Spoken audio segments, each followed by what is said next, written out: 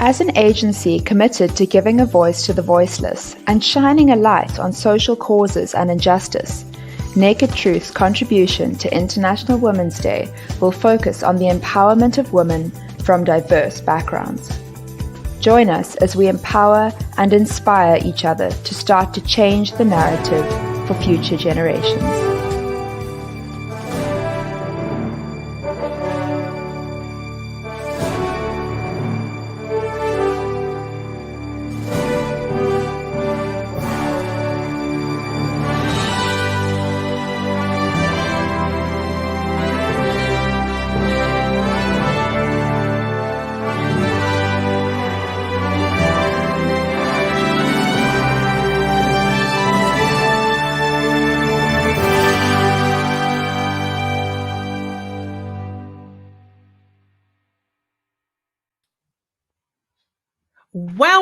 Welcome to International Women's Day. It is here again. It is our annual global moment to celebrate the social, economic, cultural and political accomplishment of women. This year, the theme is #ChooseToChallenge, with a call to action for us all to step up and challenge inequality. At Naked Truth Agency, challenging equity for women is more than just a theme as we continue to be a voice in the fight for the global advancement of gender equality. We #ChooseToChallenge 365 days of the years. Today, we will fuse our ongoing efforts with the global community to celebrate International Women's Day 2021. Thank you for joining Naked Truth Agency as we celebrate and fight for female progress. Our event aims to empower women all over the world, especially women of color, as we discover and implement solutions to the world's most critical problems. There are many International Women's Day events taking place today. So as the founder of Naked Truth, I am so honored that you have chosen our event to attend. Our event will feature a culturally diverse lineup of empowering and audacious women, and not forgetting our male ally, Andy, who are all passionate about creating change. This event will provide opportunities for you to learn how to make a mindful and meaningful impact. You'll make new connections and gain valuable insight as our speakers share their experiences. Today is about ensuring that you find your voice, untap your potential, acknowledge your worth, and take your rightful seat at the table and shine your light brightly. So without further ado, I will hand over to the host for this event, to Claudia Grant. Thank you so much, Diane. I'm looking forward to getting into this.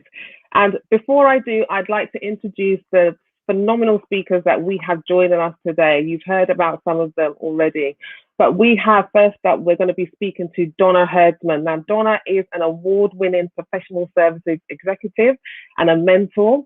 She's the chair and a board trustee and a Cherry Blair mentor. We also have Andy Woodfield. He's our male ally joining us today, and he is a global relationship partner at PwC. And Andy leads PwC's relationship with the Foreign, Commonwealth and Development Office, and he's also a regular speaker, usually focusing on strengths-based development, diversity and inclusion.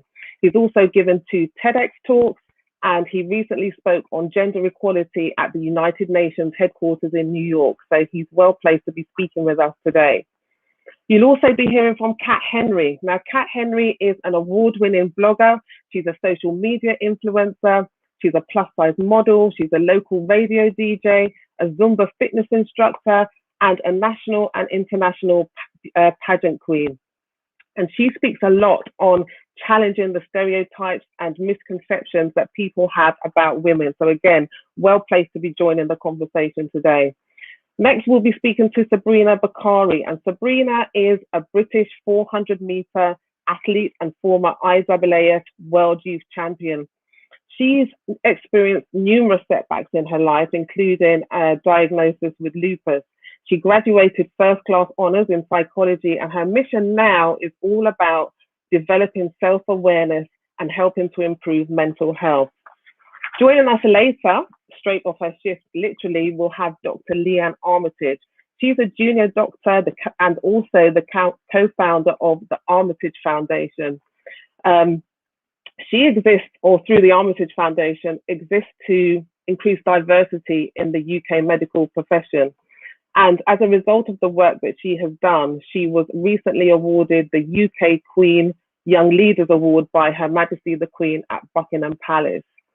I'm also excited today because throughout the session, you will be hearing some really inspiring poetry from a lady called Natural Right, who burst onto the spoken word scene in 2017 with her down-to-earth style of poetry. So I'm really keen to get to it. That's the panel that you will be hearing from today. And the first person I'd like to introduce to be speaking to us is Donna Herdsman. Hi there, Donna. Good to have you. Good to have you. Pleased to be here. Before we get to it, I just want to read out some statements and facts that I was looking at myself recently in light of the conversation today. So the COVID-19 pandemic has shed a spotlight, as we know, on a number of inequities with women of colour being impacted the most, right? So research shows that Black women have less access to training, have received less mentorship and sponsorship, and have less frequent opportunities to interact with senior leaders. As a result of this, they experience fewer opportunities in their careers compared to white women. And as a result, only 21% of C-suite leaders are women, 4% women of color, and only 1% are Black. And here's another one. During the COVID-19 pandemic, Black women are nearly twice as likely compared to their white counterparts to be made redundant, furloughed, or have their hours reduced. Now, when you hear figures like that and statistics like that, comments like that, it's quite easy to be quite discouraged. And you're going to be talking to us about how to navigate careers in light of all these hoops and hurdles that women, in particular women of color, have to jump through. And I know that when you were a young girl, perhaps even before you started about, on your career at 12 years old, you were given quite negative feedback as well. You were told you weren't good enough to move into the top set at your school. What impact did that have on you going forward, and how did you turn that positive into a negative? Yeah, so I want to make one observation. So great stats, but let's not kid ourselves that that's just because of COVID. So there were challenges even before COVID hit. So the World Economic Forum did a study last year when they looked at equity in pay for women against in America against white men, and found I think it would take 100 years for a Black woman to earn the same as a white male counterpart. For white women, it's going to take about, I think it is about 29 years. And if you're Hispanic, it's even longer. So the disparities have already existed before COVID. And what COVID has done, I think, is layered on another set of challenges that we now have to navigate from a global perspective. Because I think it's quite easy for people to say well, it's all to do with COVID, but it was already, the challenges were already there. And COVID is just going to make things harder. So from my perspective, it just means we have to be even more deliberate in our intent when we talk about equity and equality. And what I found in my career is, unfortunately, you're always going to find people that want to focus on the negative. So actually, the statement that was made to me was not that I wasn't good enough. It was the statement that was made was because I was Black, I wasn't bright enough, which is very different. So first of all, there was an assumption made about my capability as a Black person to be clever, and therefore my right to be in the top set. And what was quite interesting, I was 12 years old, so I look back on that time through adult eyes, to be fair. So what I'm going to share is a reflection as an adult, not as a reflection as a child. But I remember being bemused by it all. I remember actually being saddened because I wasn't with all my friends I spent the last year developing relationships with, because I was a child. But I went home and told my parents, and they were absolutely furious. And they came to the school, and I was really glad they did, because their aim, because it had already been said to me, so those words could not be recovered. But their aim was really to do whatever they could to make sure another child didn't face that kind of discrimination. I loved English. English was my favourite subject, and my English teacher, she came to me and said, "You need to know the reason you're in the top set is because it's where you belong." And from the moment she said that, I just never looked back. And then as I got older, of course, what I realised, it's my brain. How can even I don't know what my brain is capable of? So how can someone look at me and determine what my brain can and can't do? It's my brain. And so I decided at that moment in time, two things. One is you're going to always find people that are supportive, but you're equally going to find people who feel they have the right to judge you and don't know you. And those are the kind of people I choose not to listen to. Yeah, well said. Well said. Can I just ask as well, for parents that are watching, and we hear again lots of statistics about children in school, Black children in school, females in school. What advice would you give to parents in terms of having those conversations at a younger age with their children? I mean, that's quite an interesting question. So I'm mentoring 3 year 11. So for those of us that don't know what age that is, it's their 15-year-olds. And one of the things I have found to be quite interesting is talking to them about role models. Yeah. So, and I think this is something parents can do. So looking, beyond your parents, who are, I think my parents were my first role models, looking beyond those and finding people who have overcome or who are excelling at what they do, who are happy to share their lived experiences and how they've overcome things, because that can be really, really inspirational. And being prepared to share your lived experiences too. So even yesterday, I think I was having a conversation with my mother about what it was like when she first settled in England. At the time she arrived from Jamaica, of course, it was legal in England not to give anybody that was Black a job. So I was, because they didn't change the law till 1965. Yeah. So I was speaking to her about what that experience was like for her, and how did she and my father overcome all those challenges?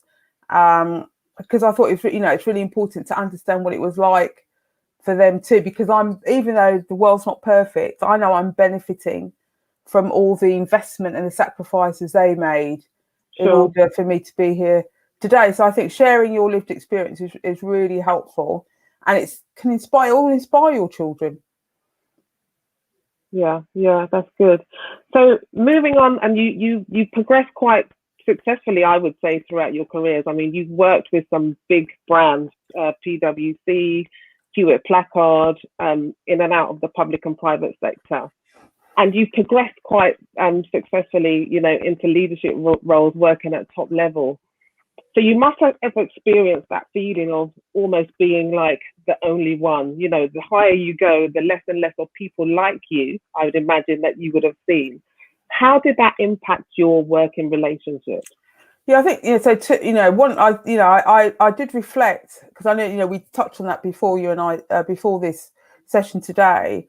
I think first of all, my parents always brought me up to see people as people. So not to be colourblind, because that's gaslighting, but to know you have good people and you have people that aren't so good. So to try, to spend time getting to know people, and therefore I kind of accepted that I had a right to be in the room. And my mum would say, if you're in the room, it's because you deserve, you've earned the right to be there. So that's always a mantra I take with me. What I found was that lots of people, though, would kind of question why I was there. So they wouldn't come straight out and say, why are you in the room? They would say things like, are you sure you're in the right meeting? Yeah. And you kind of think, well, would I really be here if I wasn't meant to be here? Yeah. Oh, it's really good you're here, Donna. Why don't you take the minutes? Can you pour the coffee? So how did you respond to that? It's funny because on the news today, there was a lawyer actually saying exactly the same thing. As a lawyer, she would walk into a room with other lawyers and they would assume she was not the lawyer or the barrister. So what was your response to that? Did you openly challenge, or it was quite interesting? Oh, sorry, I interrupted. I didn't mean to. So like when I got asked if I was doing the coffee, I poured a coffee for myself, so I poured a coffee for everybody else. And then I went and sat down, and somebody said, I want another cup. And I said, well, the coffee is on the side. And then they said, you're sitting at the table. I said, yeah, that's right, because I'm in the meeting. So I choose not to get into an argument, because I know I have I'm in the room for a reason. Yeah. There was one time when I was asked to take minutes, and I didn't. I said, I noticed I'm the only woman here. Are you asking me because I'm the only woman? Because if the answer's yes, the answer's no. Yeah. And there was like fallout around the table. I never forget, there's fallout around the table. And I got told, how could I say that? Because I was a junior consultant. And I said that to a partner. I said, but I wanted to know why he was asking me. If he's asking me because I'm the best person for the job, then that's one thing. But if he's asking me because I'm the only woman, then that really isn't on. So I think you have to understand your values. You have to decide when it's appropriate to challenge. Right, because if you challenged it all the time, all those, the quizzing, justifying why you've got the job you've got, justifying why people trust you to do the things they've asked you to do, it's just completely exhausting. And I think I really appreciated this issue of sponsorship and coaching actually when I landed in Mozambique. So I think it's quite interesting that people say, well, it's because I live in the UK, but I went to Mozambique where the majority of people actually are black. And what I found there was they'd never met a black female British advisor. So when I turned up, I had the similar challenges. You can't be the advisor, I got told, because you're a woman and you're British. Never met an advisor that's a woman. Yeah. All the people that advise us are men. And so what I did was I found someone that had been working there for a couple of years. And I said, can you give me some coaching and mentoring? Can you help me understand some of the cultural norms? And I know this sounds really silly, but one of the cultural norms was if you're serious about business, you have a whiskey and Coke before the evening meeting starts. So I learned, which is, I've got to tell you, I think it's one of the most awful combinations ever, but I taught myself to drink whiskey and Coke, just the one, to show that I was there, and I was there because I was there to do business. So some of those things I've had to learn clearly in my UK career as well. It does sound very isolating though, and also quite exhausting, almost like you're having to not prove yourself or justify yourself, but you're having to, I don't know if you had conversations where you were continually having to self-talk yourself into the point of, I am good enough, I am here in the room. When did you feel that you did belong and that you didn't actually have to exhaust so much effort into that? So I think, sponsorship and mentoring, I think have been fundamental foundations to my success. And what I found was, when the negative voice in me started replicating the negative voices that I'd heard externally, then, my mentors would help me and remind me that I had, if I was in a room, it's because I'd earned the right to be there, because I knew what I was doing. I could excel at my job. I, like everybody else, have development needs, but I was there because they want me to play to my strengths, and I needed to remember what my strengths were. So I also, believe you don't go to work to be loved. So you have to surround yourself with people that love you for who you are. Yeah. And I think once I made that realization that I go to work, I'm with my family and friends, especially my family, because that's where I get my love, then you become less dependent on, I think, being loved at work. What I want to do is to be treated fairly at work. What I want to do is to find, and you only need one person that you can talk to, who's going to be honest and support you, because they want you to do the best that you can do and be the best person that you can be. Absolutely. In the few minutes that we've got left, I want to talk about help. And we're going to be talking about help and allyship later when we talk to Andy. But why do you think it's perhaps more difficult for women to find it challenging for help, for asking for help in their careers? And why is it so important? So I read a study that came out last year, but it's based in 2018. and it kind of resonated with me. So it said, because women tend to be in the minority, first of all, we believe the only people we can truly go and ask for help are other women.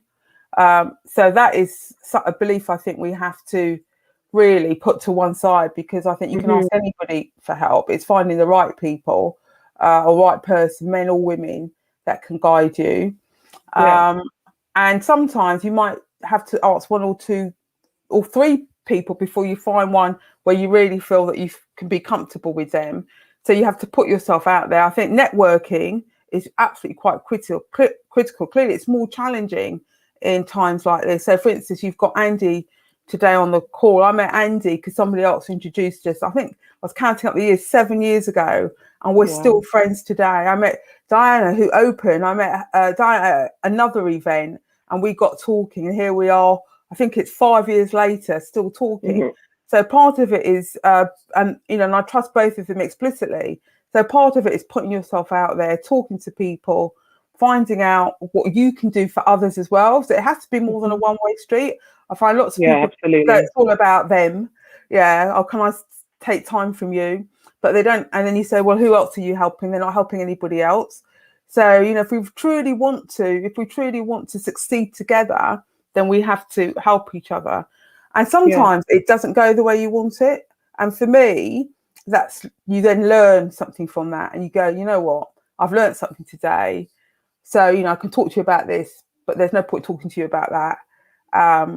And we can move on past and beyond, and it's not a problem. So you have to know yourself, and then you have to take time to know the people that you're speaking to. But often I see where people feel challenged, it's when they go to work and they're looking for love, and they're not going to find it often in work, especially where you are a minority. And what can women do to increase their visibility and use their platform in the workplace?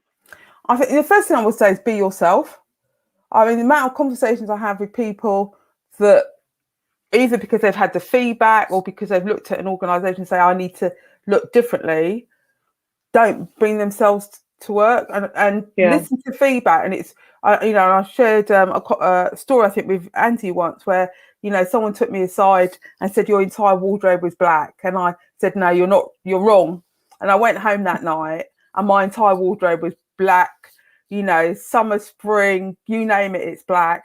And they actually said, I don't think it reflects your personality, Donna. And I really had to listen to them. And what I realised was I adopted black as almost my armour against the world. And it was my way of hiding myself. So I wasn't being truly present, because I love colour and I love having fun. And I didn't think there was a place for those things. And I thought, what, there is a place for those things. You have to celebrate your successes. Well, to do that means you have to have some fun. Otherwise, it's not a true celebration. I can wear bright colours to work. It does not dissuade from who I am and what I'm capable of doing and capable of being. And I must admit, once I accepted those things of myself, I became a much happier person to be around. And so when I look back at my career, a lot of the times I felt very frustrated. And I'm sure it came out frustrated because, I had to fight for, equal pay, everything that women are facing today, at some point I've had to do. But above all, I did them not thinking I could be myself. And then once I realised I could be myself, because nobody else rules my brain but me, that was my real understanding, then I became a much happier person in myself. And in some ways, more prepared to challenge, because it's, it's choose to challenge, more prepared to challenge those that felt they had the right to question me because of my heritage or because I was a black woman, as opposed to question me to understand me, which are two different things. Yeah, I think that's good. But you said some really insightful things there, Donna. We could talk for longer if we had more time, but unfortunately we don't. We'll be coming back to you in the panel later, though, towards the end. But thank you so much today. Thank you, Claudia. You're welcome. All right, next up, we'll be hearing some poetry now from Natural Right. Over to you.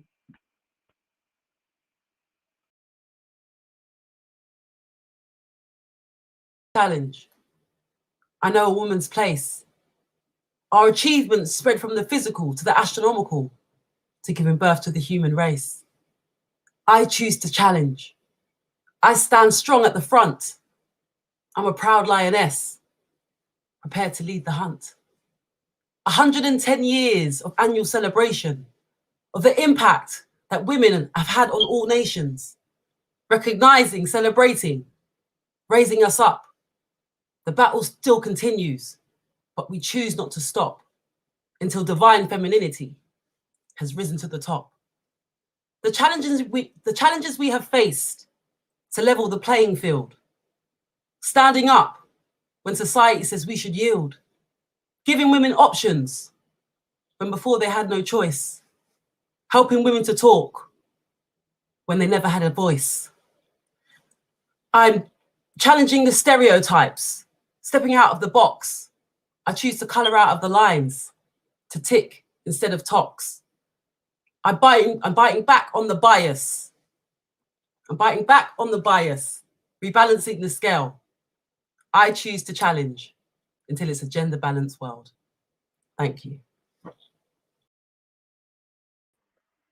Thank you. That was awesome. Okay, let me welcome now Andy to the stage and to have a chat with him. Is Andy with us? I'm with you. Hi there. How are you, Andy? I'm. That was such an amazing poem. I'm was, good. Wasn't it? Yeah, Yep, good. and I'm looking forward to this conversation with you today. Like Donna, you have had a successful career in the corporate world, and for the women that might be joining us today, thinking, what is this guy going to, say? What has he got to offer? Well, he's got a lot to say and a lot to offer, and I hope everyone will agree that's watching. So let me just start by saying, obviously, you're a partner in PwC. You've got, a lot of influence there, and we already know diversity, inclusion, and equity in the boardroom. This topic is nothing new. We've been talking about this for a long time. We're making strides, but we're still not there yet.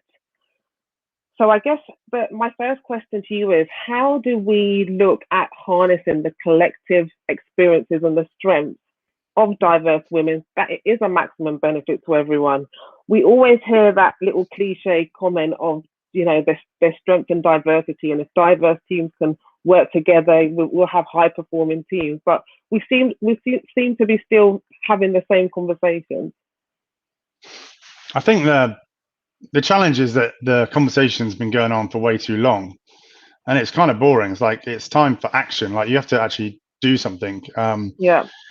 And I think that's the big difference. That it's very easy to have conversations. It's very easy for anyone to stand on stage or do a live presentation like this and say great things.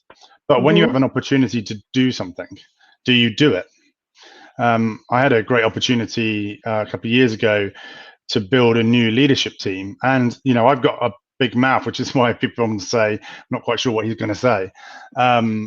So, I felt, I had an opportunity in that moment to build a diverse and inclusive leadership team. And those two things couldn't be further apart from each other, diversity and inclusion, I learned. So I felt that I had to do it because I talked about it a lot. So I had the opportunity and I did it. And I found that the single biggest factor in me building a truly diverse leadership team, and it was diverse from a socioeconomic perspective, from a regional perspective, from an ethnic perspective, from a sexuality perspective, and a gender perspective. The single biggest factor in my ability to build that team was my intention to do it. There were no barriers that were unsurmountable in reality. It was my intention to do it, meant it was possible to do it. And I think it's too easy for people to seek more data, to seek more conversation. But at the end of the day, if you're in a leadership role, you have an obligation to do something. And so that, for me, the important thing is to move. Of course, conversations are important, but you've got to move beyond the conversation to taking action. So when did that click for you, Andy? When did you think, hold on a minute, there's things that we need to be doing, there's things we need to be doing to help women of color. When did that realization occur for you? I think so. I grew up in a little village in Dorset, and I realized quite early on that I was a bit different. And it took me till I was in my 20s to realize that difference was about my sexuality. So I had observed myself in almost Yeah. every single situation to make sure I didn't stand out as being different. So I'd always, as a kid, learn an affinity with people that were on the outside, felt different. And almost, I think a lot of, you spoke to a lot of gay folks or anyone who feels that they are different, you know, you end up developing a heightened sense of whether or not you fit in. So you see other people that are also feeling on the edge. And that, you know, the reality is for the majority of straight white men and a lot of, you know, straight white women, you know, the entire life, a professional life, is pre-rolled in front of them to make it easy. But if you appear to be different in any way, then you get these sort of small and large barriers placed in front of you. So for many years, I've wanted to really understand what those barriers are for, in particular for Black women and Black men in British business. And I set about trying to learn about that, because I knew that I could never understand that, because I'm not a Black woman and I'm not a Black guy. But you know, I started to learn about it. I noticed it really starkly when I started dating a Black guy. And I think I told you about this, that, you know, suddenly I couldn't get a Black cab in London. Yeah.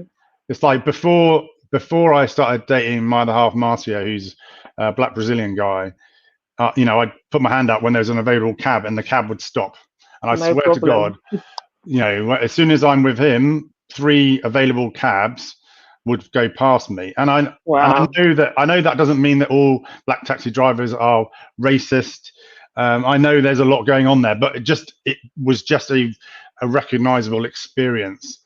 So I guess I just deliberately started to try to learn about the experiences of people that look different from me. So why is it important then that we have men as allies, men like yourselves in the workplace? Well, we created the problem in the first place, didn't we? So like, it's our job to sort it out. You know, my white ancestors put all the barriers in place to protect themselves, to benefit themselves. You know, and so that's just a fact. You know, you do not need a PhD in history to work that out. It's just true, you know.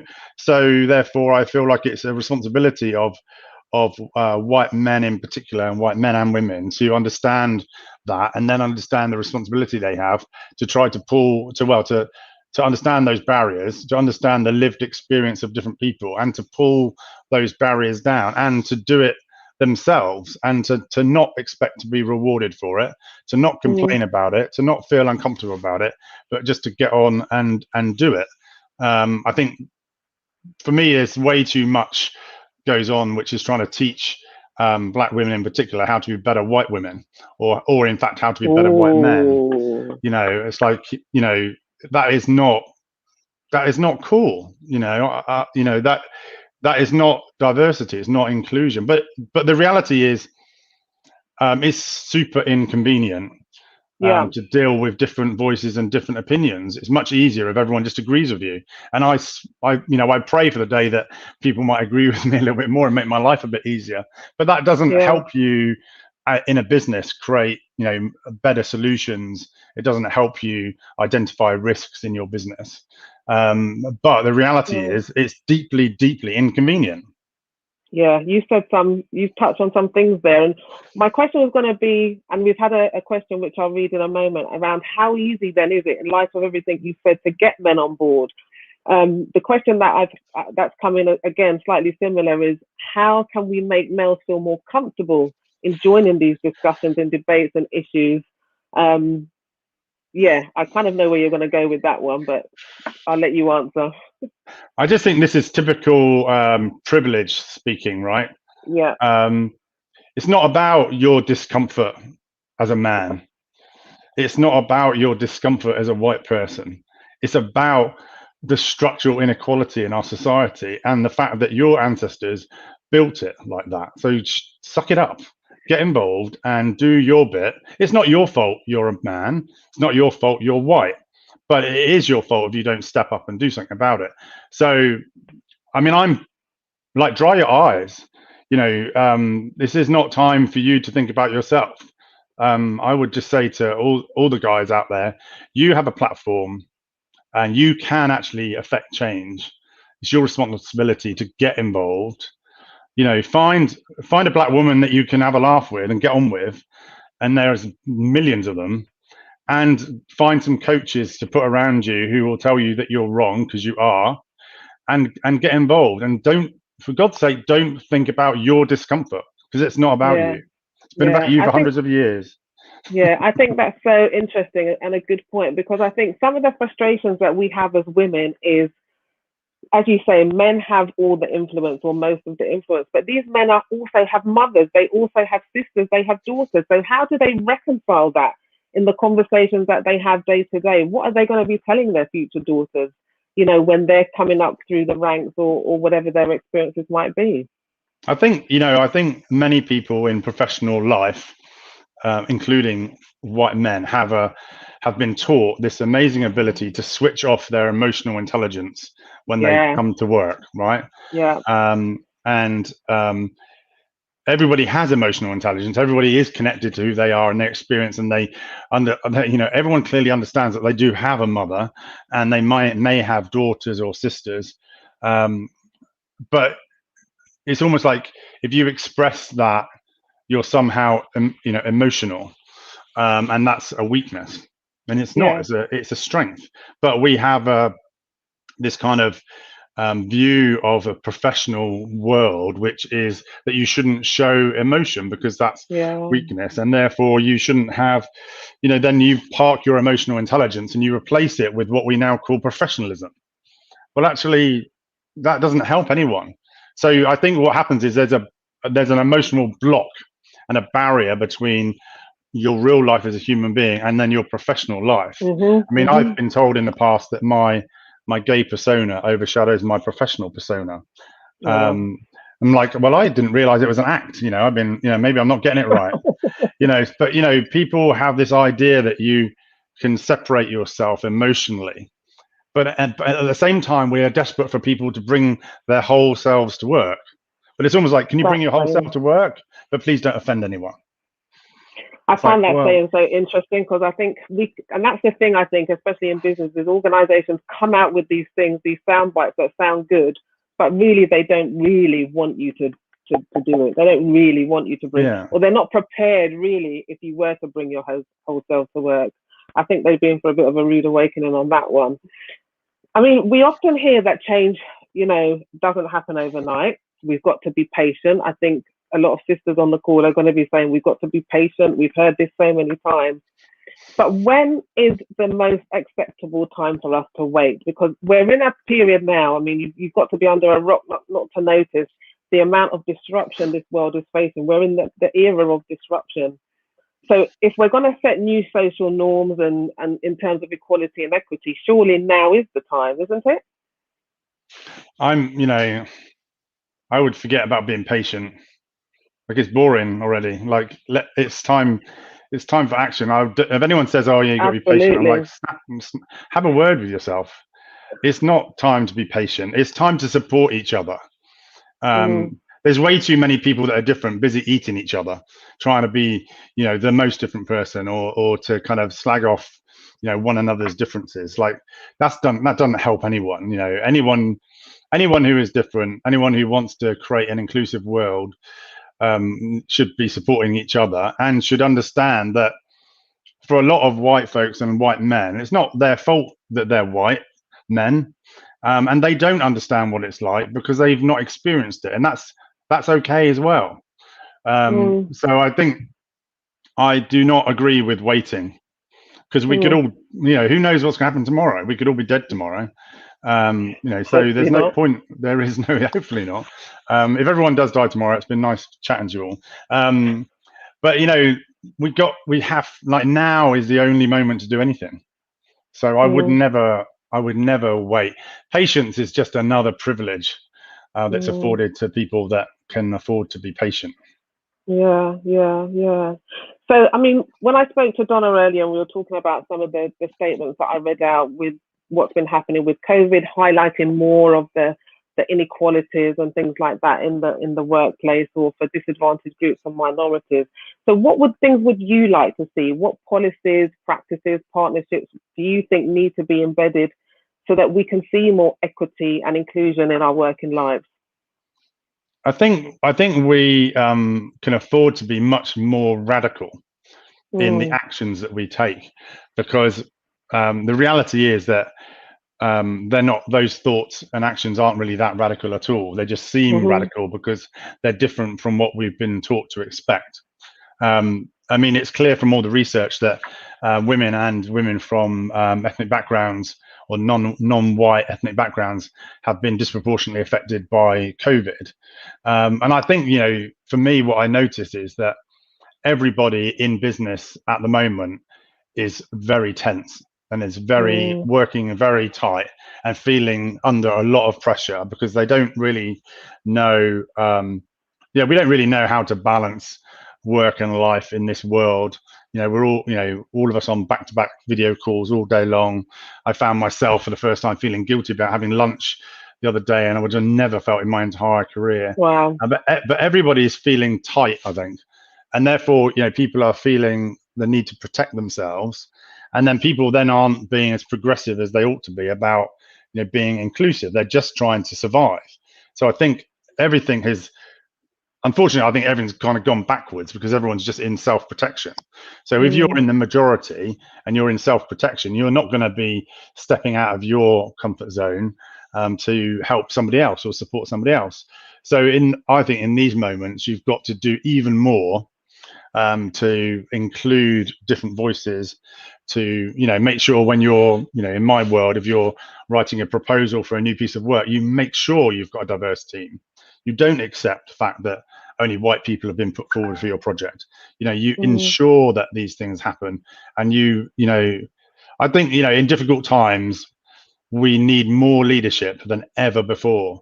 But the reality is you get much more management, and people just manage to the norms. And the norms haven't served us. Yeah. So we mentioned the questions or the conversations that we need to be having. Do you actually have conversations with other men on this issue in terms of what we can do to get more men as allies?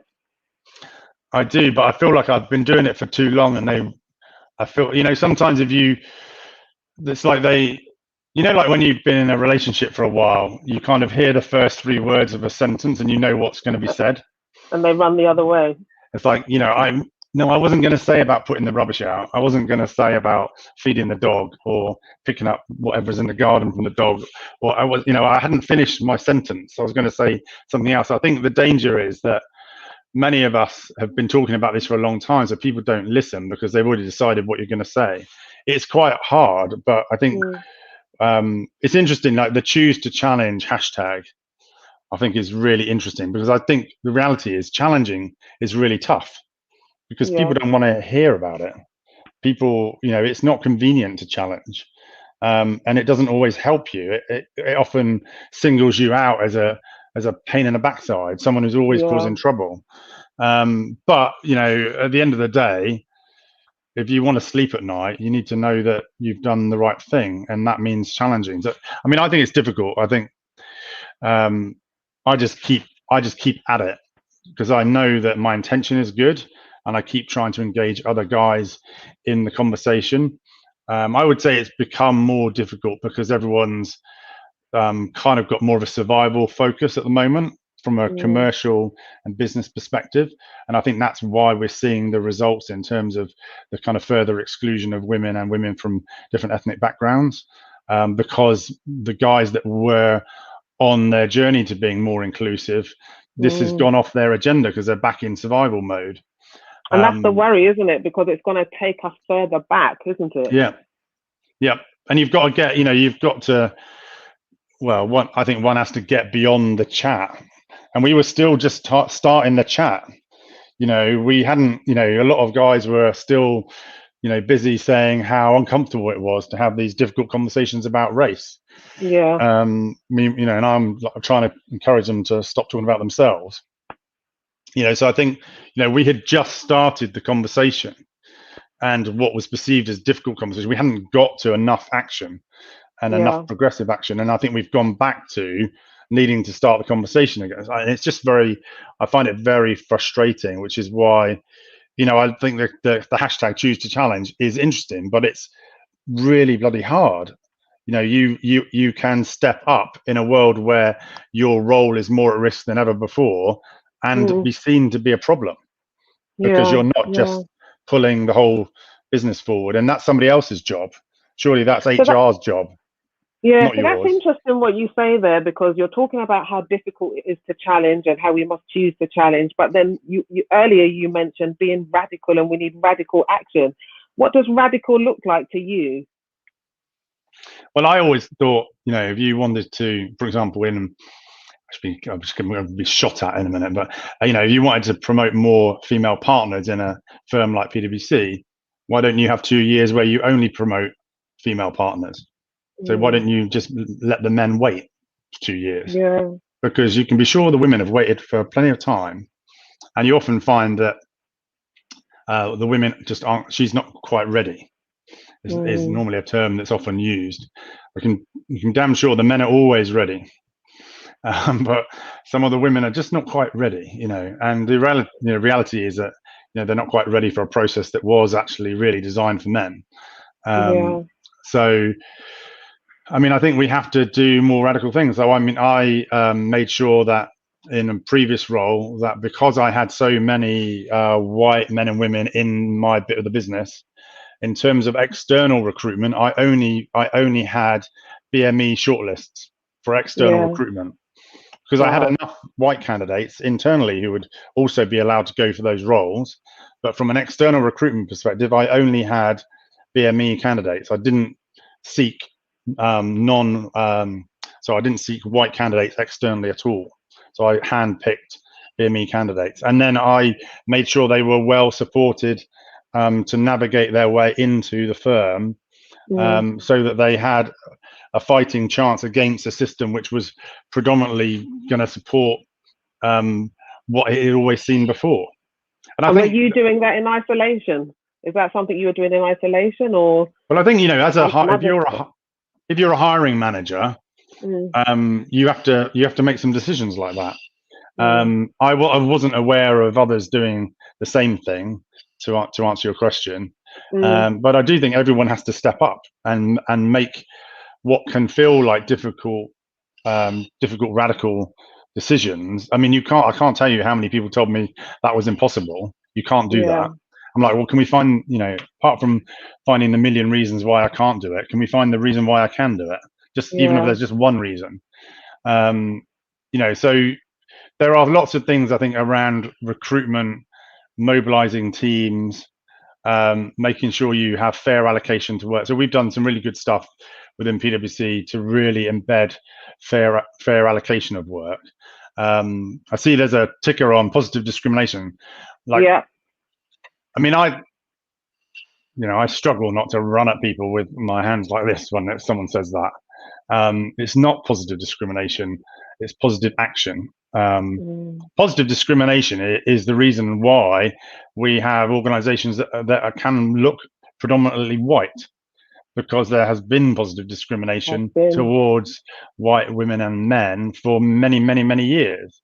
So no, I must say my biggest fear is that organizations are becoming very diverse looking, but you can only really succeed if you behave like a white man. And that's, I think, a bigger problem for us coming up. Although I do think, all of our efforts in terms of trying to have more diverse looking workforces have also been dramatically set back by COVID. But my fear is that we all end up with diverse looking organizations, but you're going to have to behave like a straight white man to progress in that organization. Okay. We're going to have to leave it there, but I'm glad we're going to come back to you later for the panel. You said some interesting things there, and it seems like somebody or people need to be prepared to go out on a limb on this, to take risks. Absolutely. And history actually does say that is the case, and we do need more men like you. I think that is clear, and that has also come up in some of the comments that we've had. So thank you for having that discussion. Thank you for being our allies, and we'll catch up again later. Thank you. Thanks, Andy. Okay, I'm going to have another poem now by Natural Right. This poem is called Allies. The saying says, stand by your man. And part of the struggle has always been balancing this hand. Well, we've been standing up for our rights, and liberating women is still our fight. But haven't women always stood by men? Some would say those are the roles we should return to again. Well, I'd like to address the men. Those who have stopped to hear our cries, those that gave an ear to listen, as without you, we would not be able to change our position. So let's say thank you to those that helped to action change, to change the narrative and turn the page. Those who came forward to give us a hand so we could walk on that platform and make our stand. We're CEOs. You see me equally, objectively. Team equals accumulating momentum, velocity. It happens when there's true camaraderie, reciprocity, recognizing each other's values and skills. They're the ones that held open the doors so we could keep up our campaigns, the ones that voted yes to the legislation and bills, seeing past the flesh and the sass to the core. But I'm not just a woman, I'm so much more. Though our sexes are not the same, you see me as a true competitor in the game, disregarding patriarchy and misogyny. You see my strength, my drive, and my quality. You respect and admire. You acknowledge me. You can separate the men from the boys, because real men are our allies. Thank you. Thank you. I love that. Real men are our allies. Okay, we are going to be moving on to talk to Kat Henry now. Kat is, as I said, she does a multitude of things. Is Kat joining me? There she is. Hi. How are you? I'm fine, looking thank forward you. How are to talking to you. I'm good, thank you. Because you have done so much. I know we spoke before earlier, and you taught me through so much. So before we get into it and I start asking questions and things, just give us a brief summary of your life experiences that have got you to where you are now, especially in terms of driving all of those assumptions and misconceptions that you do around women of color, because you've had quite an eventful life. I have. I was born into a single parent family. My dad left when I was quite young, so my mum was like my main driving force. I actually fell pregnant at the age of 16, and I was actually left by my daughter's dad when I was 7 months pregnant. At the age of, Wow. of 17, having a baby, I was having to deal with puberty as well as being a mum, and I was actually forced into going back to work when my daughter was just 6 months old. So I had no choice but to go into full-time work and not really be a parent. My mum had to look after my daughter full-time whilst I went back into a full-time job. And I struggled, I'll be honest, being a 17-year-old woman who didn't really know anything about being a mum or even being a woman. It was hard enough to try and raise another child and raise a child and bring that child up in a rounded way. I went into corporate world. I have worked ever since my daughter was 6 months old, all the way up until last month, where I fell victim to being made redundant by part of COVID. I have been I've struggled with my own self-worth, my own confidence, and all kinds of things all the way through my life. I was sexually assaulted by my stepfather when I was a child. I've had various different, I've had struggles with eating disorders. I'm a denture wearer. I was born with a calcium deficiency, which would be something, I could eat something as soft as a banana and my teeth would break. And I've actually had severe dental phobia all my life. So I grew up with like broken teeth and like half broken teeth and like missing gaps and all sorts of stuff. And it really affected my self-confidence to the point that I would talk and I'd be like this and I'd laugh behind my hands. And it was soul destroying. I was such a a shell of the person that I am today. And actually the pivotal point for me was, there was one point when I had to I actually was in Nando's and I broke my front tooth. And as much as I was afraid and I was addicted to over-the-counter medication to try and like deal with like pain and abscesses that were always in my mouth, I had to take action and I had to make a change for myself. And that change basically meant that I had 16 teeth removed from my mouth and Wow. or roots, and I'm now a denture wearer. So this is a denture, and I'm only 37 years old, and people kind of sort of say like, aren't you embarrassed to say you're a denture wearer? And I'm like, no. Regaining my smile rebuilt my life. It gave me purpose. It gave me the confidence that I never had. It changed my life, and I'd be remiss to say that I'm there. I'm 100% confident and happy with my life. I think everybody struggles with their own personal self-worth. Yeah. But essentially, if I didn't have that, I didn't do that, I would not have gone on to do all of the fantastic things that I have. So I've won both a national and an international pageant title. I'm a local radio DJ. I'm a Zumba instructor. I've been a fitness instructor for the last 6 years. I've run a successful blog. I'm an award-nominated model. I've award-winning model. I've done all kinds of things, but I wouldn't have done any of that had I not had that little injection of confidence, which came from doing something that I absolutely abhorred and something I was so fearful of, to actually make a positive change in my own life. And I've noticed that has had a really big, insightful change to other people. I spend a lot of my time mentoring, and do like positive speaking, guest speaking at events to try and empower other women and men to find happiness and confidence in their own skin. And I think, being a plus size woman, I'm up against diversity from every angle, especially within the fitness industry. For somebody of my size and my colour, to be standing up in a room of people who are expecting you to teach them to be healthy and fit, and you automatically look at me and say, well, she's not an embodiment of fitness. I'm already up against adversity. I'm a woman. I'm a woman of color. I'm a fat woman. There's a whole different level. There's so many different well levels. placed then to be speaking with us today, which is why you're here.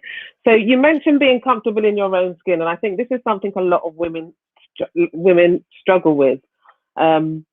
How did you get to that place where you felt comfortable with who you are?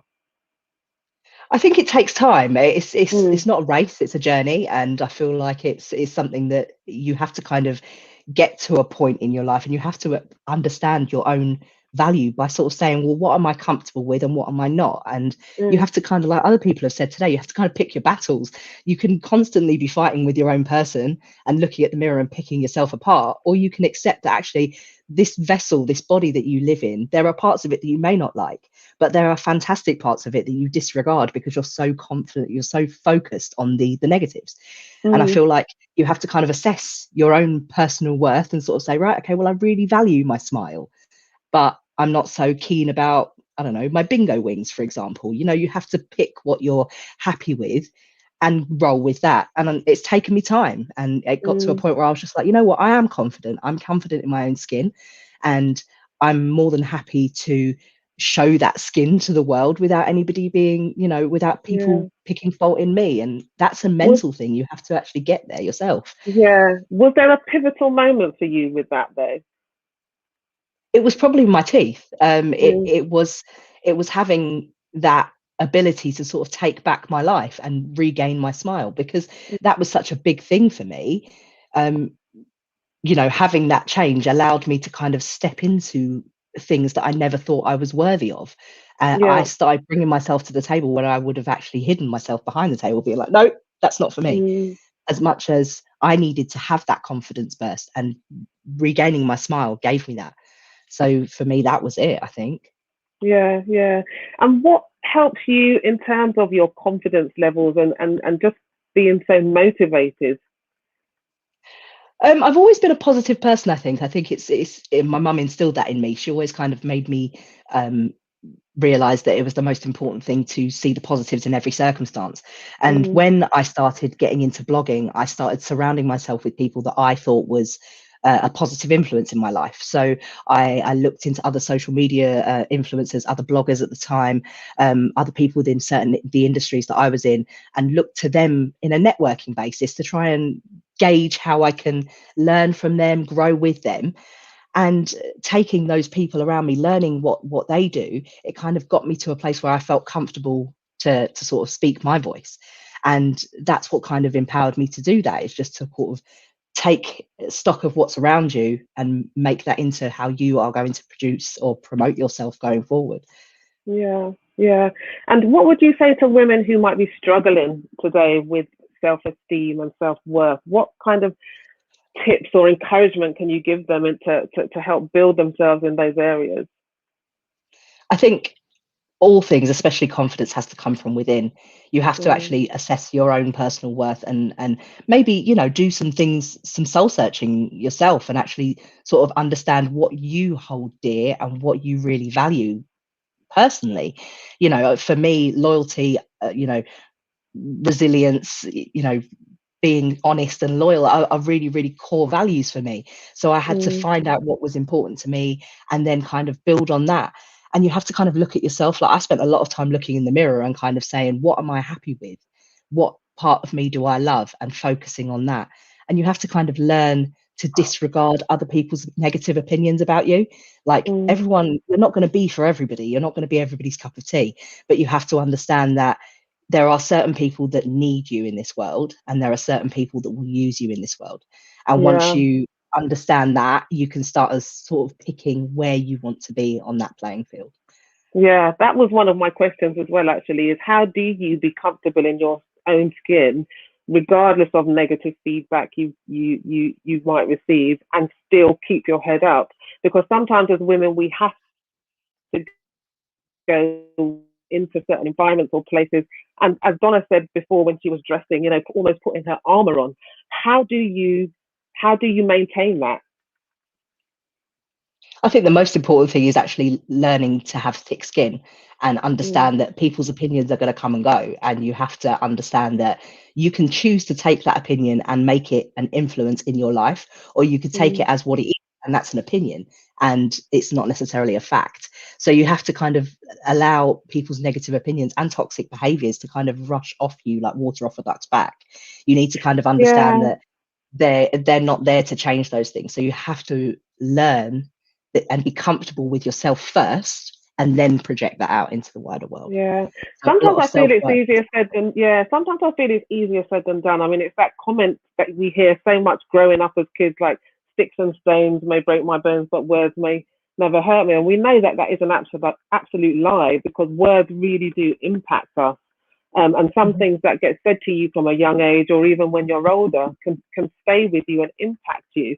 So it's like, I guess what you're saying is finding a way that these things don't actually define who we are. But in terms of being really practical, what are the practical things that we can do as women with those issues? I would definitely surround yourself with people who make you feel positive. You don't want to be around people that drag you down, especially in this world of social media. I spend most of my life in social media world. If you're getting negative comments from strangers, then you need to find a way to just block and move on. Like, there are always going to be keyboard warriors. There's always going to be trolls. Just disregard them. They are doing it because they have a very sad and lonely life, and they're trying to project their own views through behind keyboards. So you have to kind of detach from that, and that is a physical thing. Block them. If you find a comment that doesn't work for you or it doesn't serve you, delete it, block it, move on. If it doesn't serve you, don't worry about it. That's like one of my biggest mottos in life. Yeah, I think it's good, especially with this whole thing of FOMO that people experience now, that if they're not part of something or in something, but I guess it's being content in yourself and who you are is what you're saying. We've had a question come in the chat that I'd like to ask you about how important it is to have female role models of color. What are your views on that? It's fundamental. It has to happen. Like, it's something that I feel like Andy said, now is the time to speak up. It's not time to sit down and like let that pass. It's time to find positive female role models, especially women of color, especially now with after the whole Black Lives Matter movement. It's that's not something that's new. That's something that's been going on for thousands of years, and we've been fighting. But together we are stronger. If we amplify each other's voices, we will become loud enough to make that positive change. And you have to start by having pivotal key role models, and those people should be people that women can look up to. And I think that's really important. You should be holding yourself in a regard that any young person can look up at that person and say, I want to be like that person, not because of how they look, but because of how they are inside, because those core values are the most important things. Absolutely. I love what you said there about amplifying women's voices. And Andy's made a comment of, at the end of it's nobody else's business what other people think. It's none of your business. Another question that we've had is, do you feel that plus size women are represented enough in the media? No, not at all. If you had asked me this 5 years ago, I would have said definitely not. I still feel the same now? I feel like we have made huge inroads, but we're not there. Like if you look at the US in comparison to the UK in terms of plus size representation, the plus size representation, especially of women and even men, is leaps and bounds ahead of us in the US than it is here. And that is probably down to the fact that, the people are of a larger shape and size in the US. So you need that representation. We need it just as much. And, it's very necessary to show, I think it is necessary to have representation of all shapes, sizes, ethnicities. It needs to be everything. It should be equal representation for all. And that's not segregating plus size people and amplifying them only. It should be, everybody should be on a level playing field. And that's when true equality and diversity and inclusivity happens. All of those things have to be equal for them to actually physically happen in society. Absolutely. And unfortunately, that's not there yet. Yeah, and what do you think needs to be done to encourage women to go for those roles and to pursue those careers so that they are more visible? Because I think one thing with men, and Andy, I think, touched on this, is that men, they're very good at sort of tapping themselves on the back and going for jobs. If they see a job description, if they meet 3 out of 10 of the criteria, they'll apply. They don't think anything of the 7 that they don't. Whereas a woman, no, I don't meet number 4, I don't meet number 7. Okay, I've got to go on a course, I've got to work, I've got to do this. What is it that we need to do to know? What is it that you can say rather to encourage women that they are good enough, they are brilliant now to be able to go for these roles? I think there's one thing that somebody once told me, and it was actually by a man, so I don't know whether or not this is valid, but dive in. No, you are nothing ready, ever Andy's just happens. No one ever looks back on their life and regrets doing something, but they will forever regret not doing it. So I think it's really important that you just try, and you're not going to lose anything by trying, and you don't. No progress comes out of your comfort zone. You have to step outside of that comfort zone to actually achieve.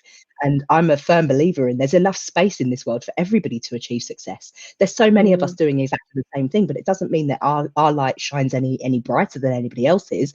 And I really don't understand this competition thing. Like there's so many, especially women, we're so competitive, but there is much more power in supporting each other and understanding that we're all on this journey together. We don't need to be in competition with each other. We all have a valid point to say. Yeah. So that was actually my next question, because I feel that as women, we perhaps don't celebrate women enough, especially women of color. I don't know if it's this thing like a scarcity mindset that if I've made it, that's it. There's not enough for anybody else to make it too. So we kind of close down, shut up shop. Okay, I've made it here and that's it. I'm going to get on with it. Rather than celebrate each other, bring each other up when we reach certain heights. Why is it that we're not doing that? What can we do more to make sure that we start to engage in that sort of activity? I think it has to just start from you. I mean, I've always done it. I've been this sort of person that probably only to my own detriment, really, where I will support other people, but they don't do it back. And I've learnt the hard way. I feel like, but has that changed the way that I do things? No. If I see my sister doing something, I'm going to promote that. Is it exactly the same as what I'm doing? Yes. But does that mean that I shouldn't be promoting her? No. We need to support each other. We have to be our own individual cheerleaders and their cheerleaders. There's no point just harping on your own horn. Get up and support your friends. Small businesses. I can't say, I'm a small business, I'm an entrepreneur myself. I see people recommending free things on like social media, and I'm sitting there thinking, I do a service. You guys are recommending my service. Why are you not buying from your friends and supporting the people whose businesses you see on Facebook? These are your friends, guys, your family. Do that, support each other. There is enough space to succeed. We don't have to be in competition. Yeah, absolutely agree with that. Another question that's come up in the chat is around body positivity in schools. Do you think this is something that should be taught, especially to our young children? We see so much in the media about how women are supposed to be portrayed, the whole slim, size zero, that kind of thing. Do we need to do more to promote that? I think, yes, I do think we need to. Children, especially in social media world, are accessing, they have access to things which could be deemed as negative from a very, very young age, especially in this like iPad culture where we just throw them in front of the TV or in front of an iPad to try and keep them busy as children. I spent doing pageantry as a Miss Great Britain finalist. I spent a lot of time going and into like girl guides groups and talking to like young girls about how to be more confident in their own skin and getting them, actively involved in things like, getting them up and talking about like positive affirmations, complimenting each other, doing things that you probably wouldn't do and you don't get taught in school. And I think those things are really important. You can't love yourself if you're not able to love, you can't love other people if you're not able to love yourself first. So you have to kind of really take that back to basics and say, what, give me something that you feel good about and help and pick something about your friend that you're confident that you love. And just breeding that from in young like preteens is really important. Like they have to be taught that everybody comes in a different shape and size, and it's not that we all have to fit into a specific mold. Uniqueness is the most pivotal thing in this world. If everybody was exactly the same, life would be so boring. So we have to celebrate each other for our uniqueness and our individuality. I think that's the most important thing. Yeah, absolutely. Wow, you said so much there, and I think you've also said a lot that's going to really challenge a lot of women and also encourage other women at the same time. I think there's definitely something to be said about women coming together. We need, for us to change the narrative, we actually have to take ownership of it. I think that is something that this event is all about, that we've got to do it for ourselves and not be begging the crumbs from the table as well. So thank you so much. I look forward to talking to you again later. It's been an absolute pleasure. Thank you so much, Kat. Thank you. Cheers. Okay, next joining me, we've got Sabrina. I'm really looking forward to talking to Sabrina Bakari. I introduced her earlier as a British 400-meter athlete and a former IAAFA World Youth Champion. But what I didn't say is that this woman has the biggest smile. She's overcome so much. But yeah, again, you've had an interesting life as well. You've been through a lot. You've overcome so much in your career. Just talk us through a little bit about your background before we get into it. Sure. Yeah. So yeah, I'm a 400-meter athlete. I started athletics when I was 12. And yeah, literally I was in school doing really well, and then moved to Luton and I got introduced to my coach. And at the time, my mum just was working, she didn't drive, and my dad couldn't take me to the track. And so my school were really good, and they actually paid for my taxis twice a week to the training facility, just in order so I could train. So they kind of saw something in me really good for them. And then we progressed really quickly. I would compete for England at a school level, at international level as well. I represented Great Britain when I was 16. That was my first time at a like a domestic event. And then when I was 17, I won this thing called World Youth Championships. And I remember I was ranked 8th coming into it. And so I should have really come last in the final, and I ended up winning. And then things are really good. And then after that, it's kind of been a struggle. I've had injuries, I've had coaching problems and stuff. And so, yeah, it's just been kind of uphill battle. And we always talk about this transition from a junior to a senior athlete in athletics. And I'm kind of still on that journey, but kind of through that, that's why I'm just trying to encourage people to listen to what I'm saying, and trying to help younger people, and just be a role model to youngsters. Like, hey, it's not always a smooth trajectory to success. There's ups and downs. Yeah. So yeah, I kind of just share a lot through that to them.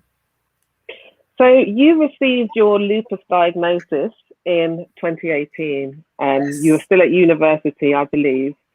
And that must have significantly impacted your mental health, your career as an athlete. How did you actually overcome that? Well, again, the lupus came as quite a shock, quite a big surprise. I was going through quite a lot of investigations before I actually got diagnosed. So it was kind of like 10 months before I actually got diagnosed with lupus. And it was difficult. I remember we went on a girls' holiday, and I didn't really, well, maybe when I was younger, maybe it's something within the Black community, we're not really educated on sun cream and using sun protection and stuff. And so that's not in my household anyway. And I'd go on holiday and I just want to get my tan. And I remember I came back and I had all these lesions across my chest. And it was like these, they're red and scaly. It was quite surprised. I didn't know what was happening. And I went to my doctor, and he was just giving me like all of these different creams and ointments. And I said to him, I was like, can I see dermatology? But because it wasn't severe, like a severe case like cancer or something, he didn't want to refer me to dermatology. So eventually some of the creams worked and everything. And then I got to a stage. Could you just go back there? Why did you say your doctor didn't want to refer you? He said because my case wasn't so severe. And so because of the NHS, they're inundated with so many different cases, he was like, oh, you're not really severe. It's not a kind of a cancer or anything. You just got to deal with me at the moment. So I said, okay. But it was back and forth. I know it's so difficult, because I was like, you're not really listening to what I'm saying. There's something wrong with my skin and I need to see a dermatologist, a specialist. And we hear that he just thought he could deal with it. Clearly not. Yeah, we hear that so often with women of colour that suffer from, whether it's lupus or sickle cell, these illnesses that don't get a lot of visibility, that only women of colour often quite suffer from. We see the statistics that women are 5 times more likely to die in childbirth. But because a lot of the time we don't get listened to, or they think that we're so strong enough that we can actually deal with these issues. Yes. And you're now saying that was your experience. Yeah, 100%. And I recently did like a little interview with my friend for Black Ballad UK, and we was talking about that Black women, we're 3 times more likely to die compared to like our white counterparts, like to our white females. And so I think it's sometimes this strong Black women stereotype. That's what, and I don't want to say this, but I might play into it myself. I don't consider myself as vulnerable. I'm an athlete as well, so I always consider myself as strong. And so when I'm going through these issues, I'm in pain, I've got some problems, I feel like maybe I don't exhaust these resources because I haven't got a severe problem. But I need to remember, Sabrina, like, you're still in discomfort, you're still in pain. And my thing is still important to deal with. Yeah. And so, got diagnosed eventually 10 months later. And again, big shock. No one in my family has lupus. I've heard of it before. I knew it was an autoimmune disease, but I just didn't realize like really what it meant for me in terms of my athletics, in terms of my training. And for me, mine's a cutaneous lupus. And so it affects my skin and sun exposed areas. I don't get like the fatigue and the muscle pain, which is really lucky. However, I've recently had just a new problem, and I haven't been able to run for the past 6 to 8 weeks. And it's directly affecting the back of my heels. And so it's kind of like an extreme eczema. It's autoimmune related, and I can't wear shoes and I can't wear trainers. And so it was again the back and forth with the dermatology department and saying to them, I'm an athlete, I can't run, this is affecting my mental health. And I really had to find myself pushing this mental health card. It was true, but I really had to exaggerate it just so they could listen to what I'm saying. So again, it's all feeding into that kind of. That's just not acceptable. No, it isn't. It really isn't. So yeah, it's just one of them ones where it's funny because I'm an athlete and I think I've had injuries and stuff before, which has kind of prepped me to deal with adversity. And it's just another thing I had to deal with. When I got diagnosed, I was still racing. I had an indoor season that year and I had a race 2 weeks later. And so I didn't want to spend too much time on something I couldn't control. At the time, the doctors were on job and they were doing like the things that were necessary. So I just said, okay, Sabrina, I've got races to deal with. I've got my final year exams. I've got my dissertation. I've got things to juggle and balance. I can only control what I can control. And so, yeah, it was just, again, another thing I had to navigate my way through. And yeah, it was kind of like preparation really I've had throughout my career with being injured and stuff that's allowed me to see a challenge and say, okay, it's an obstacle, but it's not something that's going to stop me forever. I can overcome this in some way. Yeah. So, for example, you potentially should be going to, well, it would have been last year, but it's now this year, Tokyo 2021. But that's not going to happen for you because of injury and setbacks and things like that. So how have you become more resilient? I mean, in terms of giving practical advice to the women that are listening today, what advice would you give them that you took on board? Oh, I would say big thing is self-talk. I'm a big believer in positive self-talk. One of my favorite mantras that I live by is mind over matter.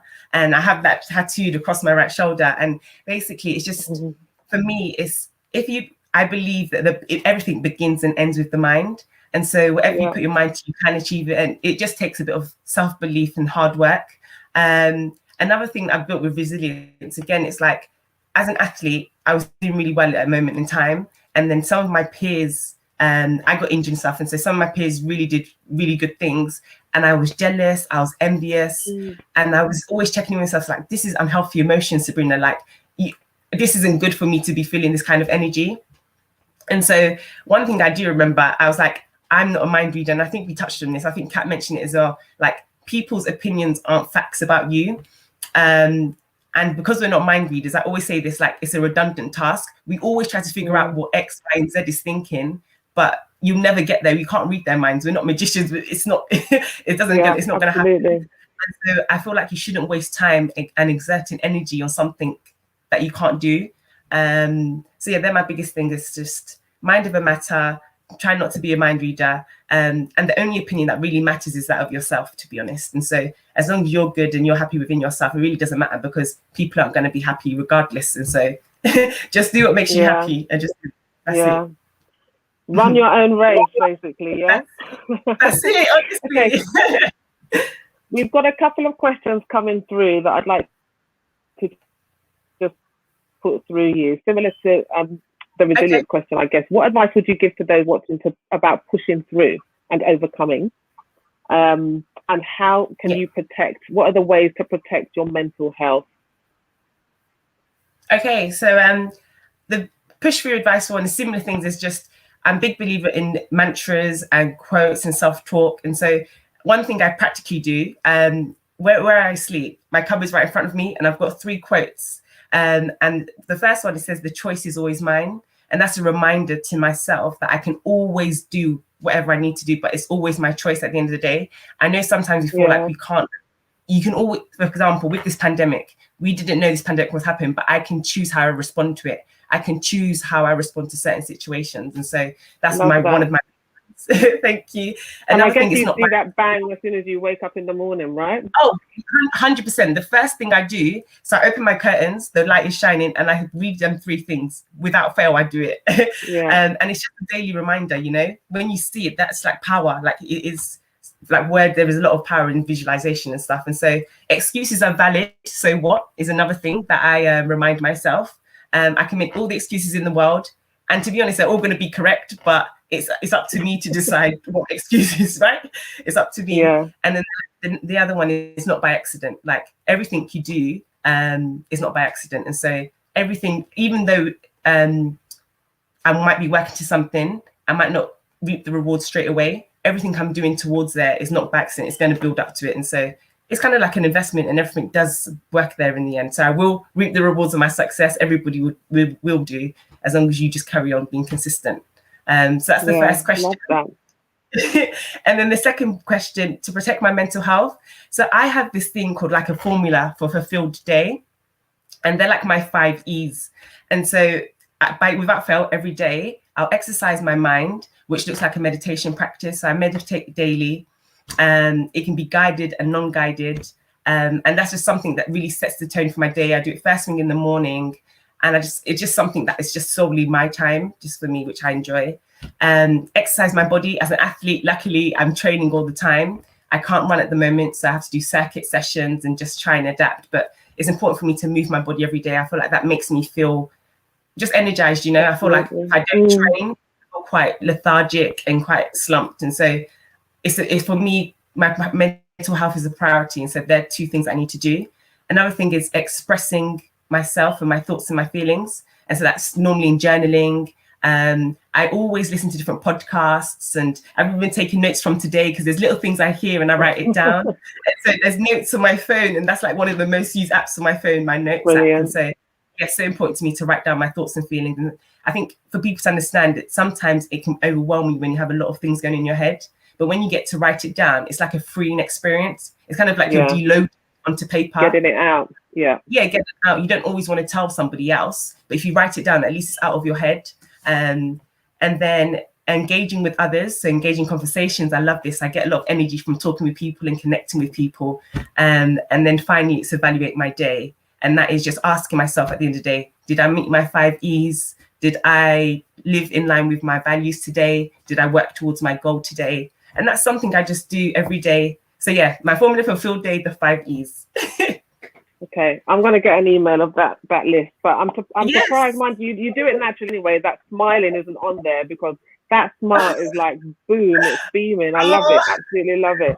You talk so much about mindfulness and meditation and minimalization. Yeah, how did you actually start to develop your own self-awareness in that area? Because I would imagine as an athlete, there's a lot of sports psychology and things that go on behind the scenes with your training and things like that. But how did you develop that? And also, most importantly, why has it been so important for you to share it with other people? Because you've got this whole mindfully thing that we haven't spoken about yet. So perhaps that's a good introduction for you to speak about that as well. Yeah, definitely. So I studied psychology at university. And I just think maybe and then being an athlete as well. And when I went to uni, I was this world champion and then expecting things to go that way, and they really didn't. And so I feel like a lot of things were happening at once, and I was stressed out. And it was my final year of university, and a guest lecturer came in, and she came in to talk about mindfulness. And I had never heard of mindfulness before that. And she literally said, mindfulness is a way to improve your quality of life without making any significant outward changes. I was like, wow, this sounds amazing. And that line alone sold it to me. So I was like, okay, what is this mindfulness thing? Let me try it. Again, like I said, I was injured. I was struggling with just performing well. I had coaching problems. I just got diagnosed with lupus. I had my final year exams. And so there was a lot of things going on. I said, I was quite stressed. I said, this mindfulness thing seems like it's going to work. Let me do it. I'll be completely honest with you guys. I downloaded the app. And I'll just meditate for a minute. And that minute felt like the longest minute of my life. And I said, I was like, Sabrina, I'm wasting time here. I was like, I need to go and revise. So I'll be honest, it lasted a week and then I stopped meditating. And it wasn't until I moved back home. So I've graduated now. I moved back home and I was in better space. Like it was just a better environment for me to be happy. And I really decided, okay, let me try this mindfulness. Let me give it a proper go. And I've been meditating every day since the last 2 years. And I'd say it's changed my life for the better. And I'm so honest. And so that's why I really want to encourage people to just learn to be more mindful. And the main thing is because I think we forget the present moment is the only moment we have. And so I always say that you can only operate from the present moment. The past is gone and the future is yet to come. And so I feel like we shouldn't exert our energy and time on things that have been or are yet to be here. The moment here is the best moment we've got. And so that's what mindfulness really taught me, is about paying attention, living in the present moment. And also there's so much joy in everyday life that we forget. And so hearing the birds singing is actually quite a joyful thing to hear. And we sometimes get, I'm going back and forth, but I'll get there. We sometimes get caught up in just the hustle and bustle of life and kind of almost act like robots. And we get caught up in doing the same things, thinking the same way, behaving in the same way. And so when you act like that, you can kind of become stagnant in life. And so that's what being present, again, it brings you back into the present moment, and you just get to enjoy where you are right now. And so, for me, I'm enjoying my life as it unfolds. I'm not too focused on what other people are doing. I'm just focused on what I'm trying to do. And what will be really. And so I think it's so important for people to understand that, because I'm just like anybody else. I hope people could relate to what I'm saying. And if they can see someone like me and saying this and realizing how much it's affected my life in a positive way, I want everybody to try and feel the same kind of thing that I'm feeling. That's why I'm always trying to share it through my website and through these challenges and stuff I do. Absolutely. Such wise words there. We've just had a comment. Living in the present is key in acknowledging our purpose. Absolutely agree with that. 100%. You're known, as I said, for being an athlete and all of that. But so when did you realize you actually had a voice off the track and something that people wanted to hear and needed to hear? Yeah, okay, sure. So it's a weird one, because it wasn't until very recently, to be honest. So in 2018, I'll provide some context. 2018, again, I was getting injured, comparing myself a lot to other athletes, and I just wasn't really in a good space mentally. And it was social media that was kind of the main driver with that. And on Instagram, I'd be comparing myself to other people, trying to seek external validation, had pressures to post, and was considering whether a picture was good or not, depending on how much likes it got. And I realized that I always talk to myself. I always talk to myself in third person. And so I was like, Sabrina, this isn't healthy, what you're doing right now. You need to make a change. And at the same time, I started listening to the Minimalists, which are two guys in America. And they just try to encourage people to live life with less. And so that's less things mentally, less things physically, and just to live life with more intention. And so I listened to them, and then through them, I got introduced to another guy on YouTube, and he's doing a challenge to quit social media.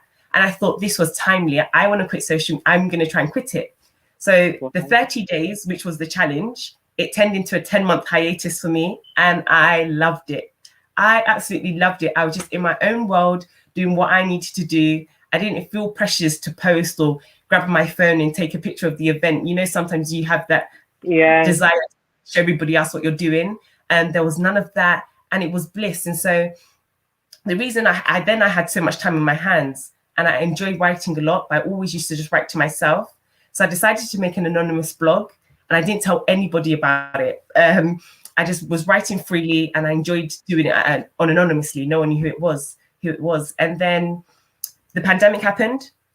Life slowed down. I had a lot more time to reflect. And I just asked myself, I was like, okay, what are you afraid of? Why don't you attach your name to your blog, Sabrina? And so on my birthday, I decided to launch my website and just own my writing and own my journey, and said, okay, this is me. I've gone through a lot of things in terms of being this really good junior athlete and not have been able to make that smooth transition to a senior.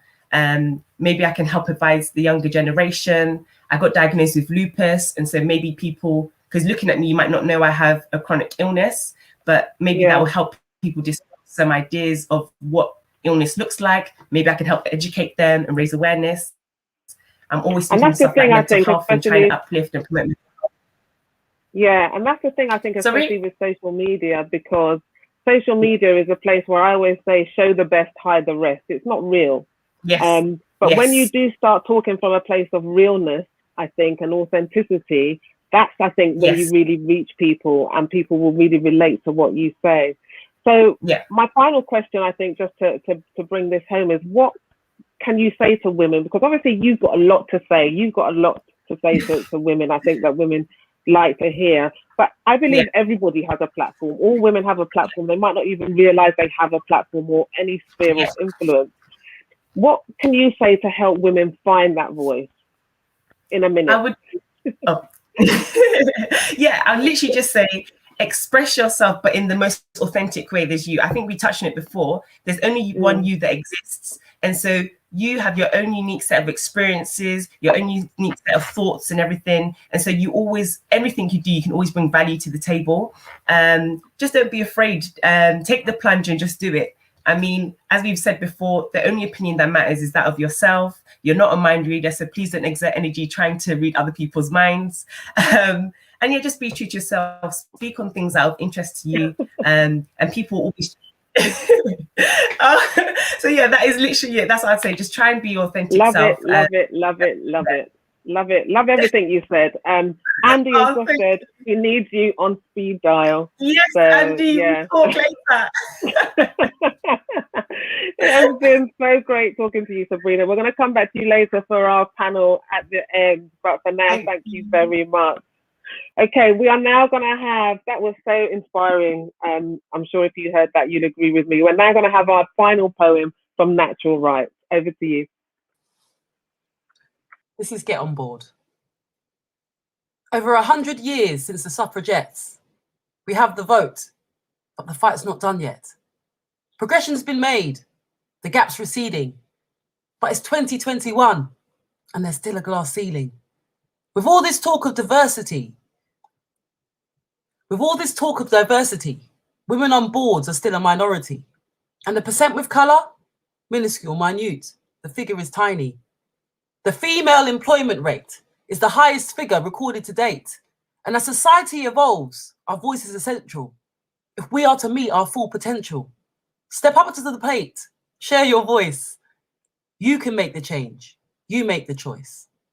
Now, for a true democracy, you need to represent all corners of society. But the sad and dismal reality is that you'd be hard pushed to see a committee member that's just like me. I mean, how could a board really understand what's needed for a master plan if they're all male or pale, or their countenance is stale, or they've lived a comparative fairy tale? Would they really be able to contemplate my world? Would they understand the racial disparities or the impact of austerity on women of ethnic minority? I'm sure there'd be lots of empathy, but what's needed is someone who's lived it, representing me. Well, sisters, there's a seat around the table. There's no need for your voice to be disabled. Get on board, become a civil protector. You could rock the role in the public sector. I hear you say, she doesn't mean me. I couldn't sit on the government body. I couldn't manage. My face doesn't fit. It would be a waste of time. Even if I applied, I wouldn't get it. Dispel those thoughts. You meet the criteria. Be confident. Don't ever think that your skills are inferior. We live our lives the day to day. So it's only right that we have our say and bring our cultural perspective to all of the areas, all the different sectors, from school to justice, from crime to health, from environmental concerns to the distribution of wealth. It's imperative that public service reflects our views, our values, and what we expect. We're phenomenal women with insight and skills. So let's write those legislation bills and policies and codes of practice. We're in the game, so let's decide the tactics. We've established our position. Now let's bring female flair. We need women of colour on boards everywhere. Thank you.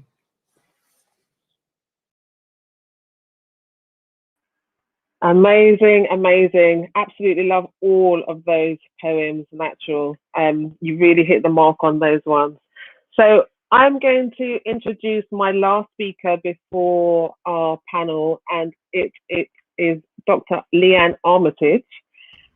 She is literally straight off a shift, I believe, joining us. Hi there, how are you? Still awake? Thank you. Thank you for having me. Yeah, it's good to have you with us. Again, I'm really impressed with all the women speakers and Andy that we've had today. You've all led such interesting lives and have got so much to share that is going to impact a lot of people. You're a junior doctor. You recently qualified. I said in your introduction, you set up the Armitage Foundation that does a lot to help get people into the medical backgrounds that look like us, because there wasn't a lot when that was your experience. You've been awarded by the Queen. But before you qualified as a doctor, who would you say were your role models? Because sometimes I think there aren't enough role models out there for our children or for people to aspire to generally. Did you have any role models in the profession that you went into? And what was it that made you decide that you wanted to be a doctor? Okay, I'll answer the second question first. So I Okay. decided that I want, just so that it flows better. I decided that I wanted to be a doctor when I was 15 years old. Specifically, I decided that I wanted to become a trauma surgeon, which is a type of surgeon that deals with traumatic injuries such as stab wounds or car crash wounds, for example. And the reason I decided that I wanted to be a surgeon like that is I was coming home one day with my sister, and I remember hearing this really loud sound from above. So when I looked up, I saw that it was a helicopter that actually was making its descent towards this huge grass field in the middle of a huge estate close to where I was living at the time. So I was so excited. I love helicopters. I still love them today. And I asked my sister if we could go over to watch it land. And she agreed, and we went to the scene. And when I got there, I remember seeing a crowd of people gathered around, and everybody was just standing there staring. Wow. And their facial expressions didn't match the excitement I was feeling inside. So I was confused. And I asked one of the ladies in the crowd, why is everybody gathered here? What's happened? And then she told me that a young man had been stabbed. And growing up in Peckham, sadly, it wasn't uncommon to hear about young men losing their lives because they were shot or they were stabbed. So it's not that this was a new thing, but because I went there filled with excitement because a helicopter was landing and then realized that, oh my God, it hasn't landed for any good reason at all, it really just kind of hit me so deeply. And I remember feeling a deep sense of grief in that moment. And then feeling a bit angry as I was looking around thinking, everybody's just standing here staring, but who's actually going to do something? And then I started to ask myself, well, what can I do? I'm only 15. So that evening I just went home and I was just meditating and praying, crying out to God, asking, what can I do to make a difference? And then the idea came to me that if I aspired to become a trauma surgeon, working in London anyway, I'd come into contact with young men who are the victims of this kind of stuff, and that would give me a platform to inspire them to be and to do better and to kind of change their lifestyle. So that was the impetus behind my desire to become a Wow. What a conviction at 15 years old. I mean, it was a powerful yeah, and it really helped me to overcome many of the challenges because it was such a strong why that I had. And for someone so young, I think, to be asking, what can I do? Yeah. You know, a lot of 15-year-olds would have, just as you say, been just staring, walking past on their phones. But you went away thinking, what can I do? What can I do to make a difference? Yeah. So did you have role models at that time? Yes, the second question. Absolutely. So I remember I actually was struggling to find a role model that I could identify with. So I went out of my way to try to research and find someone who I could relate to. And in doing that research, I came across the story of Ben Carson, who at his time was one of the world's best neurosurgeons, a black man who came from a very disadvantaged background. His mother was illiterate. She was a single parent mother. And when I read about his story, it just inspired me so much. I mean, I still adore him today because his story gave me the confidence to know that you can do this. Your dream is possible. And self-esteem was something I really struggled with because I come from a very non-traditional background, quite disadvantaged compared to most medical students. So when I came across Ben Carson, this was the first time I ever felt like I had connected with someone through a book who was coming from a background similar to my own. And that was such a powerful point in my journey, for sure. Yeah. Did you have encouragement for your parents when you said that to your parents? Did they encourage you, or did they try to make you take an easier route, or were they like, go, Leanne, you can do this? Yeah. So I grew up in a single parent home. I only met my dad when I was 19. My mother, she was only educated to GCSE level, so she didn't really know how to guide me to become a doctor in terms of the next steps I'd need to take. But one thing I respect about my mum and love about her is that she never said something's not possible, or she never doubted me. She just used to call me a hey girl, and I could have told her I wanted to be an astronaut and she'd just been like, okay. So she never put any limitations on me, and she tried to support me in the way she knew how, which I'm grateful for. So how did you go about finding a mentor or sponsorship on the practical side once you decided to go down that route? So initially, I didn't really have a specific medical mentor. I did have different individuals in my life who I guess were trying to act as mentor figures. Like, for example, my sister, she was basically like my first mentor. She, when I told her I wanted to be a doctor, she was definitely like encouraging me that you can do it. And she suggested that I apply for a bursary for my sixth education. So that kind of gave me an opportunity. I specifically got a bursary called the A Better Chance bursary from Mill Hill School, which was a bursary specifically to support a student who wants to study medicine. And while I was at sixth form, I had work experience that I got through school. I also knew someone from my secondary school who helped me to get work experience. But I never, if I'm honest, I never really felt like I had a specific medical mentor. It's kind of different people that try to guide and help me. But yeah, I didn't really have like one particular doctor who kind of mentored me. I had encounters with some here and there, but no one that properly sticks out. So what would you say to women that might be listening, thinking that they might want to go into a career, they might be at the starting point of their career and might not even gone into that career yet, that might be slightly out of reach? What advice would you give to them practically to go after that? Yeah, first and foremost, I would say that don't allow the things that you don't have to be a reason to say this isn't possible for me, because it's very easy sometimes to get into that place. So first and foremost, I'd say believe it's possible, because even though we've got challenges like in the society we live in, I think if you're someone who's super determined and you've made up your mind that you want to achieve something, I absolutely believe it's possible for you to achieve it if you have that drive. So I'd encourage you to be very driven, to be proactive. I'm the kind of person where, like, if I meet someone at an event and I want to connect with them, I'll send that email on the same day. Like, you've got to be really proactive with people. I'd say don't be afraid of rejection. Sometimes when you're trying to move forward, you'll meet somebody who maybe doesn't want to help you, or someone who's a bit rude or whatever. And sometimes these kind of momentary rejections can make people feel like they shouldn't, or really put you off. But I'd say you need to have a little bit of resilience and just kind of have that drive to go forward. And I'd say use the resources that we have. Use LinkedIn, connect, reach out to people, because you know, many people want to support people. They want to help you get to where you want to go, even if they can't relate to you. Some people may come from a privileged background, but they recognize the challenges you may be having, and so they absolutely. Yeah, absolutely. And we know that you're passionate about young people, and helping young people get into the medical profession. That's the thing that really excites you. Is that's the reason why you set up your Armitage Foundation? Yeah, so if I'm honest, like, first of all, my plan was just to set up a pilot program, and I did that after my second year of medical school.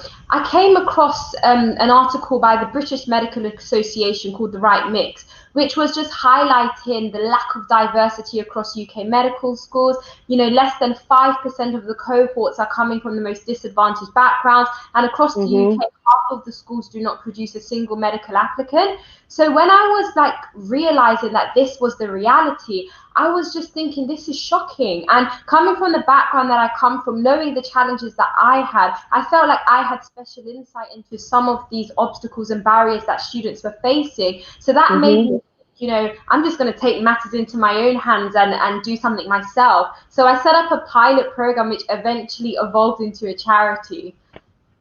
Yeah, amazing. So what would you say is the biggest challenge you've had to overcome as a woman of color in your career so far? I think it'd probably be linked to self-esteem and not feeling like I properly identify, or feeling insecure, or I'd say it's linked to self-esteem. And the reason I say that is because no matter how much confidence other people have in you, ultimately you have to have a level of confidence within yourself, because you're the person that needs to show up. You need to go and arrange opportunities. You have to write the exams. You've got to go to the interview. You have to do it. And so going on that journey of building my self-esteem was probably the biggest challenge. And as I did start to build my self-confidence, it opened up a world of opportunities, because I just started to realize that I've got the power to make stuff happen, you know? You've got the power, girl. You have. I love that. We just had a comment here that I'd like to read. It's actually coming up at the bottom, actually. What's clear about all the speakers today is that you're very proud of who you are, even though you've been on a journey to get there. Can you share how you've maintained that positivity? How I've maintained my positivity. I think I'm quite an optimistic person. I think it's easier to live life being optimistic than being pessimistic. So I always have a belief that, you know, I'd rather try and fail at something than not try at all. And I kind of apply that mentality to all areas of my life. And I'm just always hopeful that better is yet to come. You know, that good can come. I have an expectation for good things to happen in my life and in the various projects that I'm working on. I think living life with that expectation almost becomes a bit of a self-fulfilling prophecy. Because of course challenges happen to all of us, but when you're, it's like, for example, if you know that there's a specific car you want, you go down the street and you can't stop seeing that car because your mind is like attuned to that. So if you have the mentality that you're hoping for good things to happen and you're just believing good things to happen, they start happening. At least that's been my experience anyway. Yeah, I love that, because you've won a number of awards, recognition over the years. What is it now that drives you to want to help others? If I'm honest, my drive has always been the same. I guess there's like a social activist that's just naturally within me, in the sense that I don't like just complaining about problems. I'm very solutions orientated. So even, for example, with me co-founding the charity, it was because, oh my God, there's an issue, I want to do something. Or even going back to when I was 15 and the young man got stabbed, what can I do? I'm always kind of thinking in that sense. I'm so sorry, I forgot what the question was. What is it that drives you to help others? What is it that drives me? Exactly, yeah. You're doing good. You're talking sense. It's fine. I think it's because I want to have an impact in the world. I want to know when I die that I actually did something to impact the world that I live in. I want to make a difference. I think everybody has a purpose. We've all got special skills and characteristics and, you know, special tools that we were born with. And I think it's our responsibility to really kind of capitalize on that and to make a difference. I think life is a lot more enjoyable when you're thinking about how you can serve others rather than just thinking about what you can get from life. Absolutely agree with that. So what would you say to women in terms of motivating them or encouraging them to use their voice, use their platform in the way that you have? Yeah, I'd say I love the Nike slogan, just do it, because I think sometimes as women we can really overthink stuff and then talk ourselves out of things. And I do that. Exactly, I do that a lot. And two things that have helped me overcome that is, number one, when you get that initial excitement about something and you're like, yeah, I want to do this, do something linked to that action, like act on that initial impulse, because the truth is, like, that excitement will start to wane, and when it does wane, your enthusiasm and motivation to do something starts to kind of go down. So if you can act when you get those initial bursts of excitement about an idea or a venture or anything that you have, do something in relation to that. And another thing I do is I always say, if you were to die tomorrow, God forbid, would you want to do this? And if the answer is yes, I do it. Yeah, no, agree. We've had another question come up that says, do you think the NHS is doing enough to encourage pupils from less advantaged areas to pursue a career in medicine? No, I don't think enough is being done. Most of the work is being done by universities.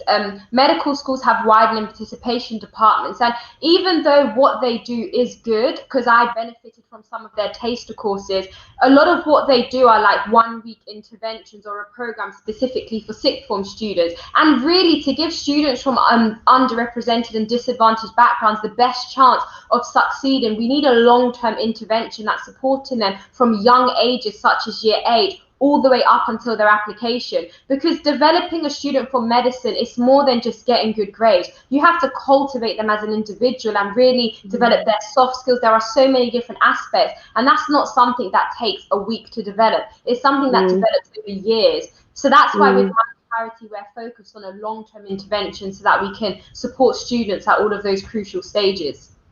So as a woman of colour then, what was your experience like when you entered medical school or even your career? What was it like in terms of being the only one? Because if you didn't have or see people like you or enough people like you, again, similar to when I spoke to Donna, it must have felt a little bit isolating. How did you deal with that? At times it definitely could. I think another challenge I found as well is where all of the kind of teachers or many of the professors you see, they don't come from similar background to you. And sometimes people have these like stereotypes in their mind where if they see a black doctor, they'll assume they're a nurse, or do you know what I mean? Because they have in their mind what a typical doctor looks like. I think that for me, kind of having people that were my role models like Ben Carson, and kind of focusing on their success stories, or even other English doctors I knew that were coming from a similar background to my own. I just tried to stay connected with people like that and to kind of glean inspiration from their stories to just motivate me that, you know, I can do this and to keep going. So I think developing that social network is quite important. I think what I'm hearing as well is you made a decision that you would just choose to focus on the positive side of your experience, rather than focus on the lack or the negative. So what more can be done, do you think, to address the social mobility in this area? How can it be addressed? Yeah, I think that organizations should collaborate more to actually develop these kind of long-term continuous interventions, rather than these one-off courses or taster sessions, because as I said, I think a long-term intervention is really what needs to be done. So I think universities should really be kind of addressing more of their funding towards this. I think probably that is one of the issues, that funding a long-term continuous intervention is a huge deal, and it's not something where you're going to see the impact straight away. It takes time, and when you're trying to get funding for that kind of stuff, it can be difficult to show the evidence of your impact if the inherent nature of it is that it takes many years to really see the impact. But I think it's definitely worth it, and I think it makes complete sense why it would be effective. And what would you say to women listening to encourage them to just step out, even if they're worried about being the only one or being in a role where there's not other women that are like them? I think first and foremost, accept the reality that it's going to be uncomfortable, that sometimes you will be the only one. I think when you just come to terms with that, it makes it a lot easier, because, you know, in order to really excel in life, you have to become comfortable with being uncomfortable. Many of the great things I've achieved in my life thus far were always preceded by a sense of fear, or, you know, being worried or scared. Even sharing my story, I used to be so scared to do that. But once I just stepped out and started doing it, so many opportunities came my way, and, you know, my impact grew greater. I was able to reach more people and impact more people. So I think sometimes you just have to focus on why you're doing it and put the why at forefront of your mind, because that helps you to overcome that fear or that kind of timidity that you may feel. So I definitely say focus on your why and be bold and courageous. Yeah, and I don't want to say where did that come from, because it's clear that you're somebody that's so positive, you're so open-minded, and you're on a great journey. But what's come up there was like exactly what I was just about to say. Where does that energy and focus come from? The energy comes from exercise and healthy eating. I mean, I've always had a lot of energy. I don't really know where it comes from, to be honest. I'm those kind of people. When I was at university, I'd be like, "Hi guys," at 9 a.m. and I hadn't had coffee, and they're like, "What is wrong with you?" Hold on a minute before you finish. Sorry to interrupt you. Have you literally just come off a shift? Yeah. How long was your shift? It wasn't too long. I started at 8.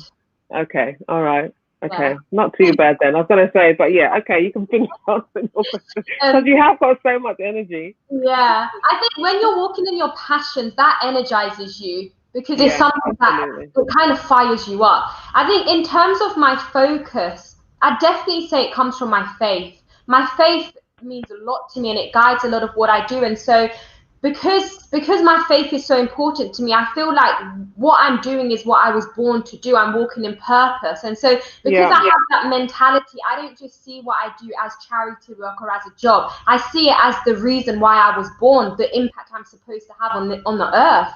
And so kind of having that mentality helps to kind of drive me in the direction that I'm going, because I'm always trying to walk in alignment with my calling. I'm always trying to walk in purpose.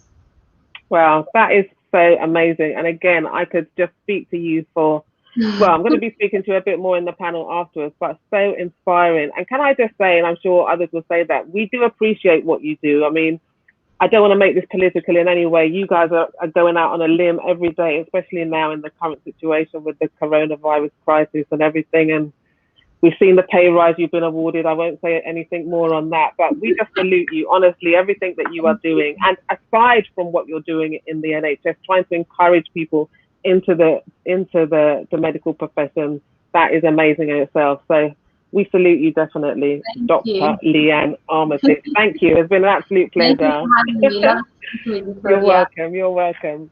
All right. So that is it for the one-to-one conversations that we are having. I hope you enjoyed that. We are now going to bring everybody back to have a final Q&A and pose more of your questions to everyone. We're going to get back Donna, Andy, Kat, Sabrina, and Leanne,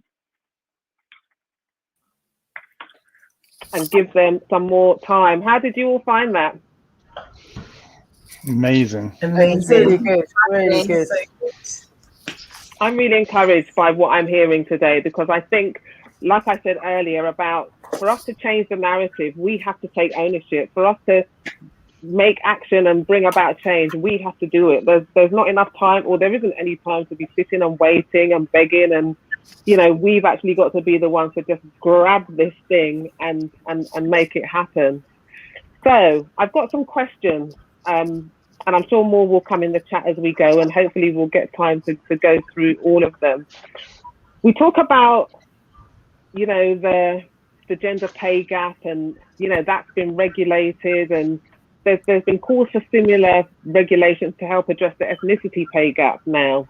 You know, looking at the average earnings between white British workers and their ethnic minority peers. Should this be mandated? What are your views on that, Andy? Thanks for asking me that. I'm going to you first. Yeah, I think so. Why not? I think, to be honest, if it's not mandated, some of this stuff doesn't move. And if it causes lots of people to be irritated by that, well, fantastic. So I think, you know, I think it's very important. We're always quite pleased with ourselves that we published our ethnicity and gender pay gaps. And usually, you know, just publishing that data, you know, starts a conversation. And I think I mentioned earlier that conversation is not enough. Action needs to happen. But at least it shines a light. And then in some ways, people are sort of shamed into making better decisions and making sure that the next time they publish, it's not the same data again, because that's kind of humiliating. So I think it's important that pay gaps are published and understood, and conversation happens and action happens. And I think if more of that can be legislated for, then it kind of shows that the government does mean what it says rather than just says stuff. Yeah. Why is it such hard work, if you like, for this type of thing to happen in organizations? There's always an excuse, even with the gender pay gap information. Why does it often take so long? Is that for me? Oh my God, you, Andy, as well. Give me some easy ones. I think, why does it take so long? I think it's deeply inconvenient, you know, to deal with real issues, and it's much easier just to have sort of lovely platitudes and not really address real challenges. And you know, this stuff is messy. You know, it forces people to have real conversations, and that's, you know, people find that difficult. But you know, you don't make any progress if you don't do difficult conversations. So yeah, I think it's just a, you know, it's not nice and tidy and easy. What are your views on that, Donna? Yeah, so when I remember when I first announced I wanted to go into business, friends who are now ex-friends laughed, because they said, we've never met a black person in business, and you're not going to succeed because you're black and you're a woman. And then I got my first proper job, you know, so stop messing around, time to get a proper job. And it just transpired that I had a conversation with someone who said they thought I was so lucky to be a black person that's been accepted in business, that it wasn't important I was paid the same as my fellow counterpart. So, you know, this is what I think, that we all deserve to be treated equally. Yeah. Equity is the right of everyone, and there is no excuse for not following those basic human rights. So that's what we're talking about. We're talking about treating everybody equally. Yeah. To Andy's point, we have to be able to have transparency of data, because when you have transparency, it's clear that something's going on. I'm not calling people racist. I'm not calling them sexist. I'm not calling them anti anything. But we all know, because we've done, none of us are stupid people. We know that unconscious bias comes through in droves in the way people are treated, how they're perceived, and people making decisions that you don't need to earn as much as somebody else because of who you are, rather than recognizing that you're doing a job that's just as good as anybody else. And if it's going to take the printing of data to highlight that, that's fine, as long as, to Andy's point, something is then done about it. If you look at all the studies that have come out around equity, equality, and here we are, and we're still talking about it, it shows to me that, if there's purpose without any action, it's not really purpose. Yeah, agree. But here's the thing, and this I think speaks to a lot of the D&I strategies that organisations do. They revisit every year or every so often, and in the end, they just become a nice section of words or platitudes. But can you really have a D&I strategy that ignores the importance of intersectionality? It's really interesting. That's why that was to me. So one of the things I do now is I work with C-suite leadership teams. I actually say, if you have a strategy which ignores intersectionality, it's suboptimal, because all you're doing is you're gaslighting or presenting a view that gaslights part of who people are. And I think it's wrong of us to say we can look. I mean, look at us, you can see we're really diverse. The world we live in is so diverse that it's not possible to look at someone and actually say who they are, where they come from, what their ethnicity makeup is like. So, I think we have to be curious about the world, and that means we have to treat people as individuals, and we have to take the time to get them to know them. And therefore, if you're doing a D&I policy, you have to take into account the mixture of the people that are part of the family, because I do think organisations really are a family, that you're taking care of. And if you see a D&I policy that's a tick box, you have to be brave enough. Sorry, tick box exercise. You have to be brave enough to call them out on it.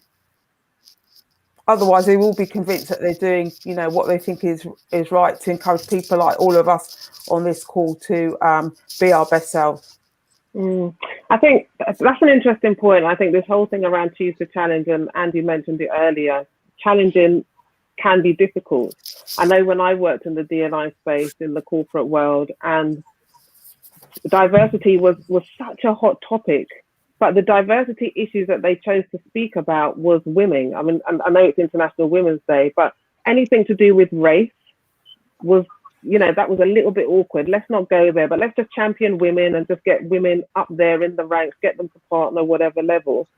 And that's what I find is quite tricky in terms of the choose to challenge. So when do you choose the battle to challenge those issues? And I'll say that I'm aiming these two questions at Donna and Andy for the time being, because I know you guys are in the corporate world at the moment. So I said earlier, I think you have to choose your battles. And for me, one of them was recognizing when my influence was going to be at its highest. So for years, I mean, I would say what I needed to say, perhaps more on a one-to-one position. And then I got to the point when I remember thinking, I want someone to truly come and stop me right now. I would truly want them to come and challenge me, because now I've got the platform. I have the platform. I have the support. Before I talked about sponsorship, I had the support of the UK&I chair. And I remember thinking, come on, I really, really want you to come and challenge me now, when I stand up and I say we're not doing enough to help people that are different. We're not doing enough to help people that to give them a voice, and we're not listening, and we're not helping them. But I also believe I have to be the very change I want to see. So whilst I will always, because I'm a black woman, I'm always going to champion black people, I also want to champion other people that equally are not being given an equal chance to bring everything that they have within themselves. Because otherwise, how can we ever truly change society? My dream, but I don't think I live long enough to see it, is that we never ever have to have these kind of conversations ever again. All right, because everybody knows that when they bring themselves, they're truly going to be embraced for who they are. And then the one thing I should say, sometimes, I think Leanne said it, sometimes you have to find the strength within. You see, I thought I was going to die at 38. We haven't got time for me to tell you the story of what happened, but I did think I was going to die. And from that moment, I thought, you know what? I'm never going to let anybody stop me from telling me that what I believe and the passion I have is wrong. And I'm never going to let anybody tell me that I should never be a Black, proud woman with purpose and with a desire to help other people be the best that they can be. Yeah, wow, so much in what you said there, Donna. I want to bring in Andy's point that is coming up on the screen. I think you need to know what you're prepared to be fired for. I mean, that is quite a dramatic statement. Just explain that further. I think we all, especially, well, I kind of feel it as a white guy. I feel, like so much of what I've got is a privilege, and it's a privilege others don't have.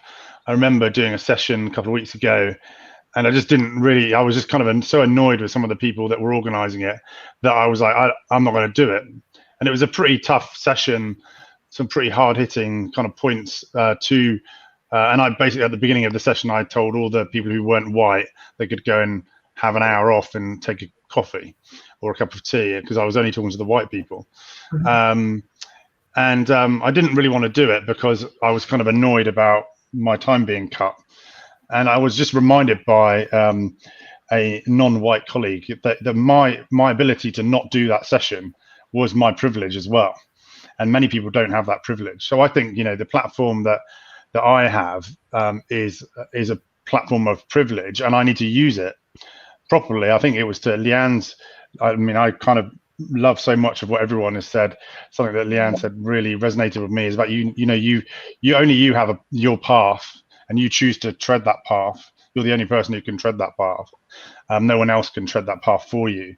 And I feel like, this is my journey. I need to make the most of it. This is why I'm here. I'm here to use my platform. And I think in doing that, I need to know what I'm prepared to be fired for. And also I think it's interesting. I do a little bit of lecturing for the Police Strategic Command course. And one of the things that always comes up there is you need to know what you're prepared to resign over. And I think this helps you to sit in your purpose. And your values. And so many people who do not experience difference in any way have none or little clue about what it is like to have to sit in your purpose and your values and to have those challenged every day at work. And it's really hard and exhausting, but I don't have any reason to moan about that, because I've got so much privilege. My job is to use my platform to shine a light on things that maybe others would find more difficult. I hear exactly what you're saying. I can also hear there's probably a lot of women that are watching thinking, well, that's okay for you to sit there and say that. Yeah. As you said, you're privileged, you're in a job, you're in quite a senior role, that if you resigned, you get snapped up tomorrow by another firm because of your privilege. If I left my job, I would be maybe, if I left my job or spoke out, it's going to be harder for me, or financially I'm not in a position where I can afford to leave my job. So that's the privilege, right? Yeah. So for those women, what do you say to those women that are in those roles? And I'll open that out to anybody there to answer that women that find themselves in those positions. I think number one is just don't eat each other. Don't eat your female colleagues. Support them, love them, even if you don't like them. Find some stupid white bloke like me and make him amplify your voice, and let him get fired. I don't know. I think we've got to try and do this together, but it's important that we all take responsibility for what we can influence. Last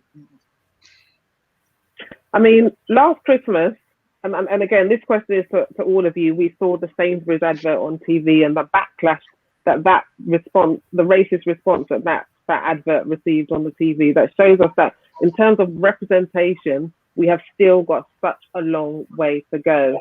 And we need to do more to increase that visibility, I think, of diverse groups so that we can see a fairer society of what our society looks like.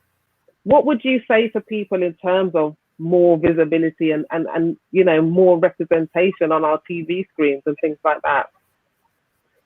And I'm putting that out to everyone.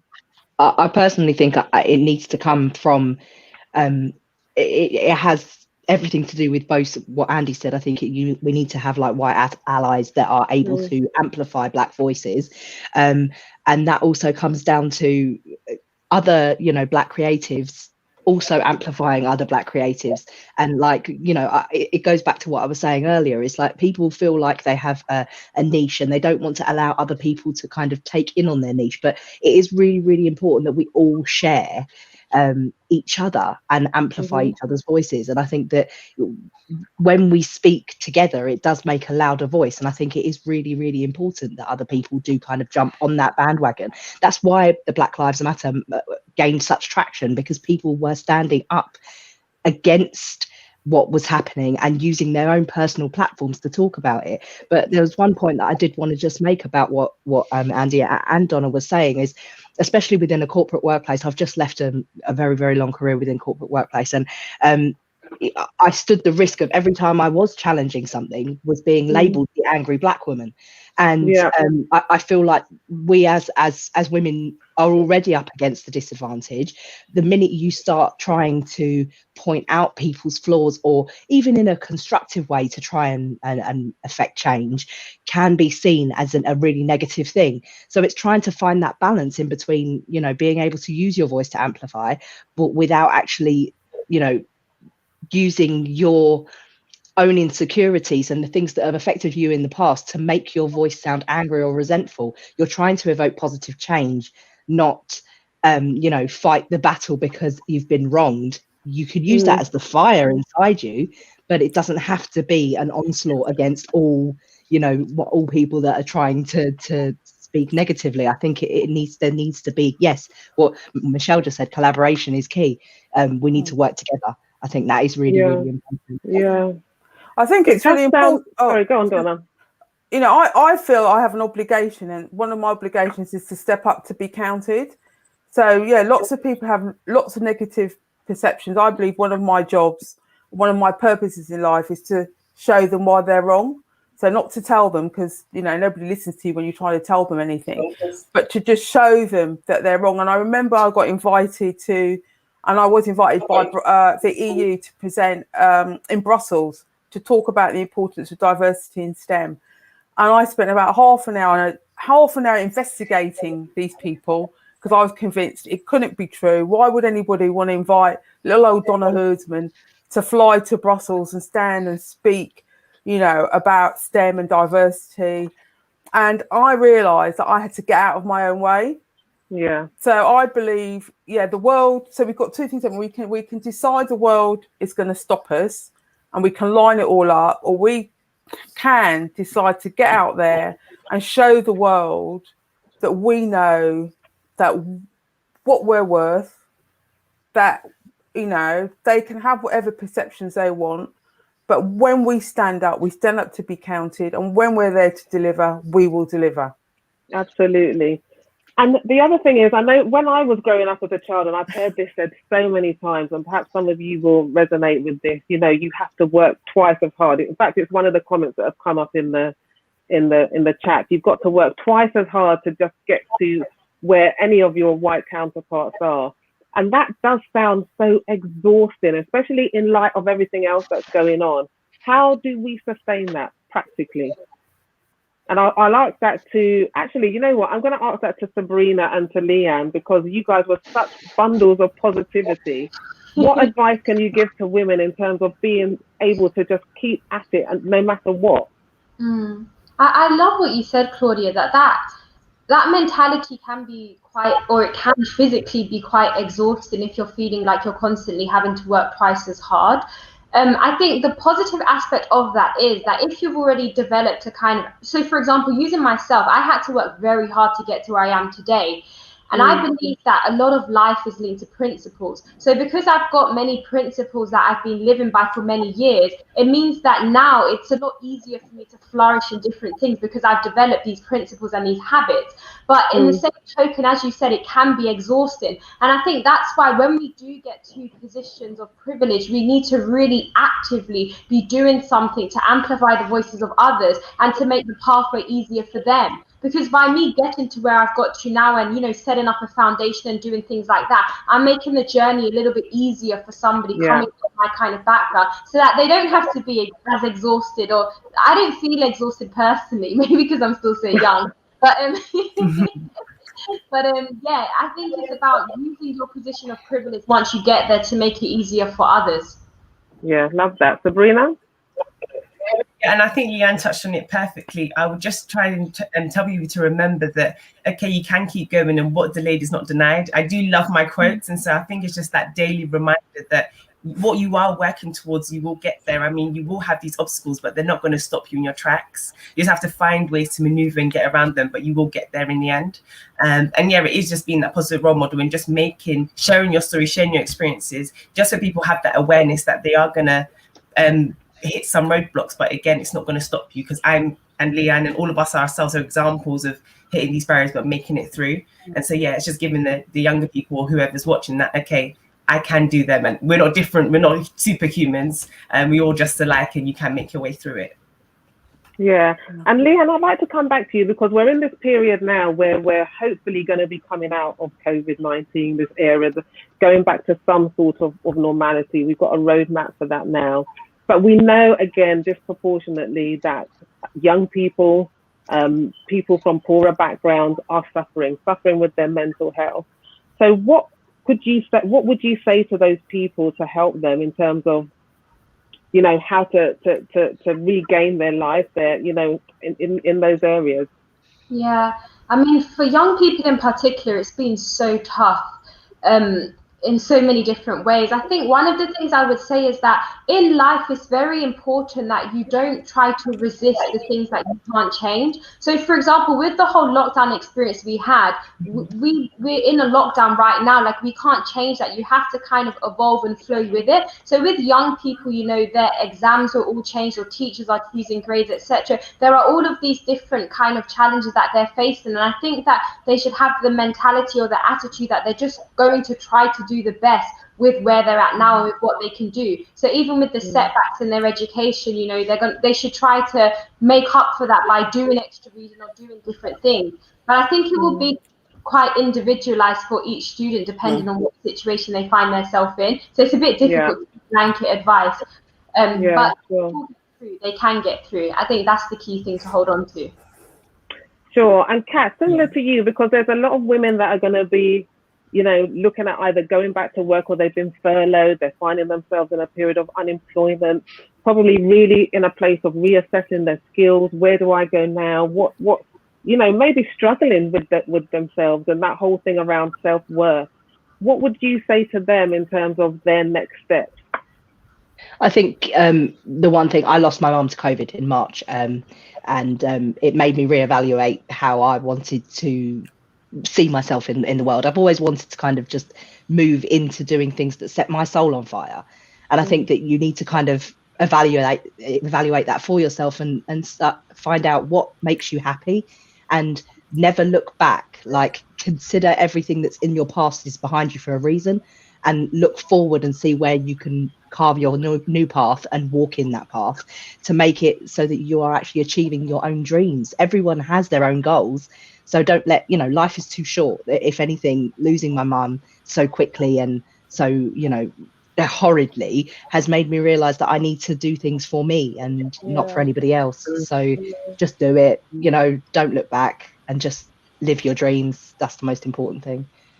And that's a great place to land this, I think. And I'd like to thank all of you for coming and just sharing your experience. I think what you've all said has just been so encouraging and made a huge contribution to this discussion that I think still needs to take place. But I think we're also at a place now where we also need to take action. There's a comment or a poem, one of my favorite poems actually, that has just been put in the chat, and I'm just going to read it, a snippet of it. It says, "Our deepest fear is not that we are inadequate, our deepest fear is that we are powerful beyond measure. And sometimes the thought of who we are can be paralyzing to us.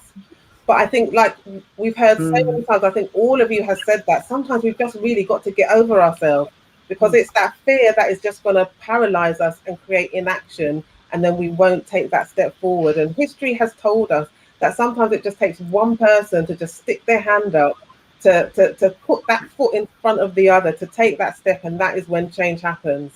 So thank you all so much.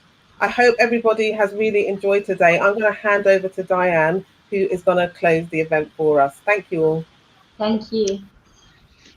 Thank you.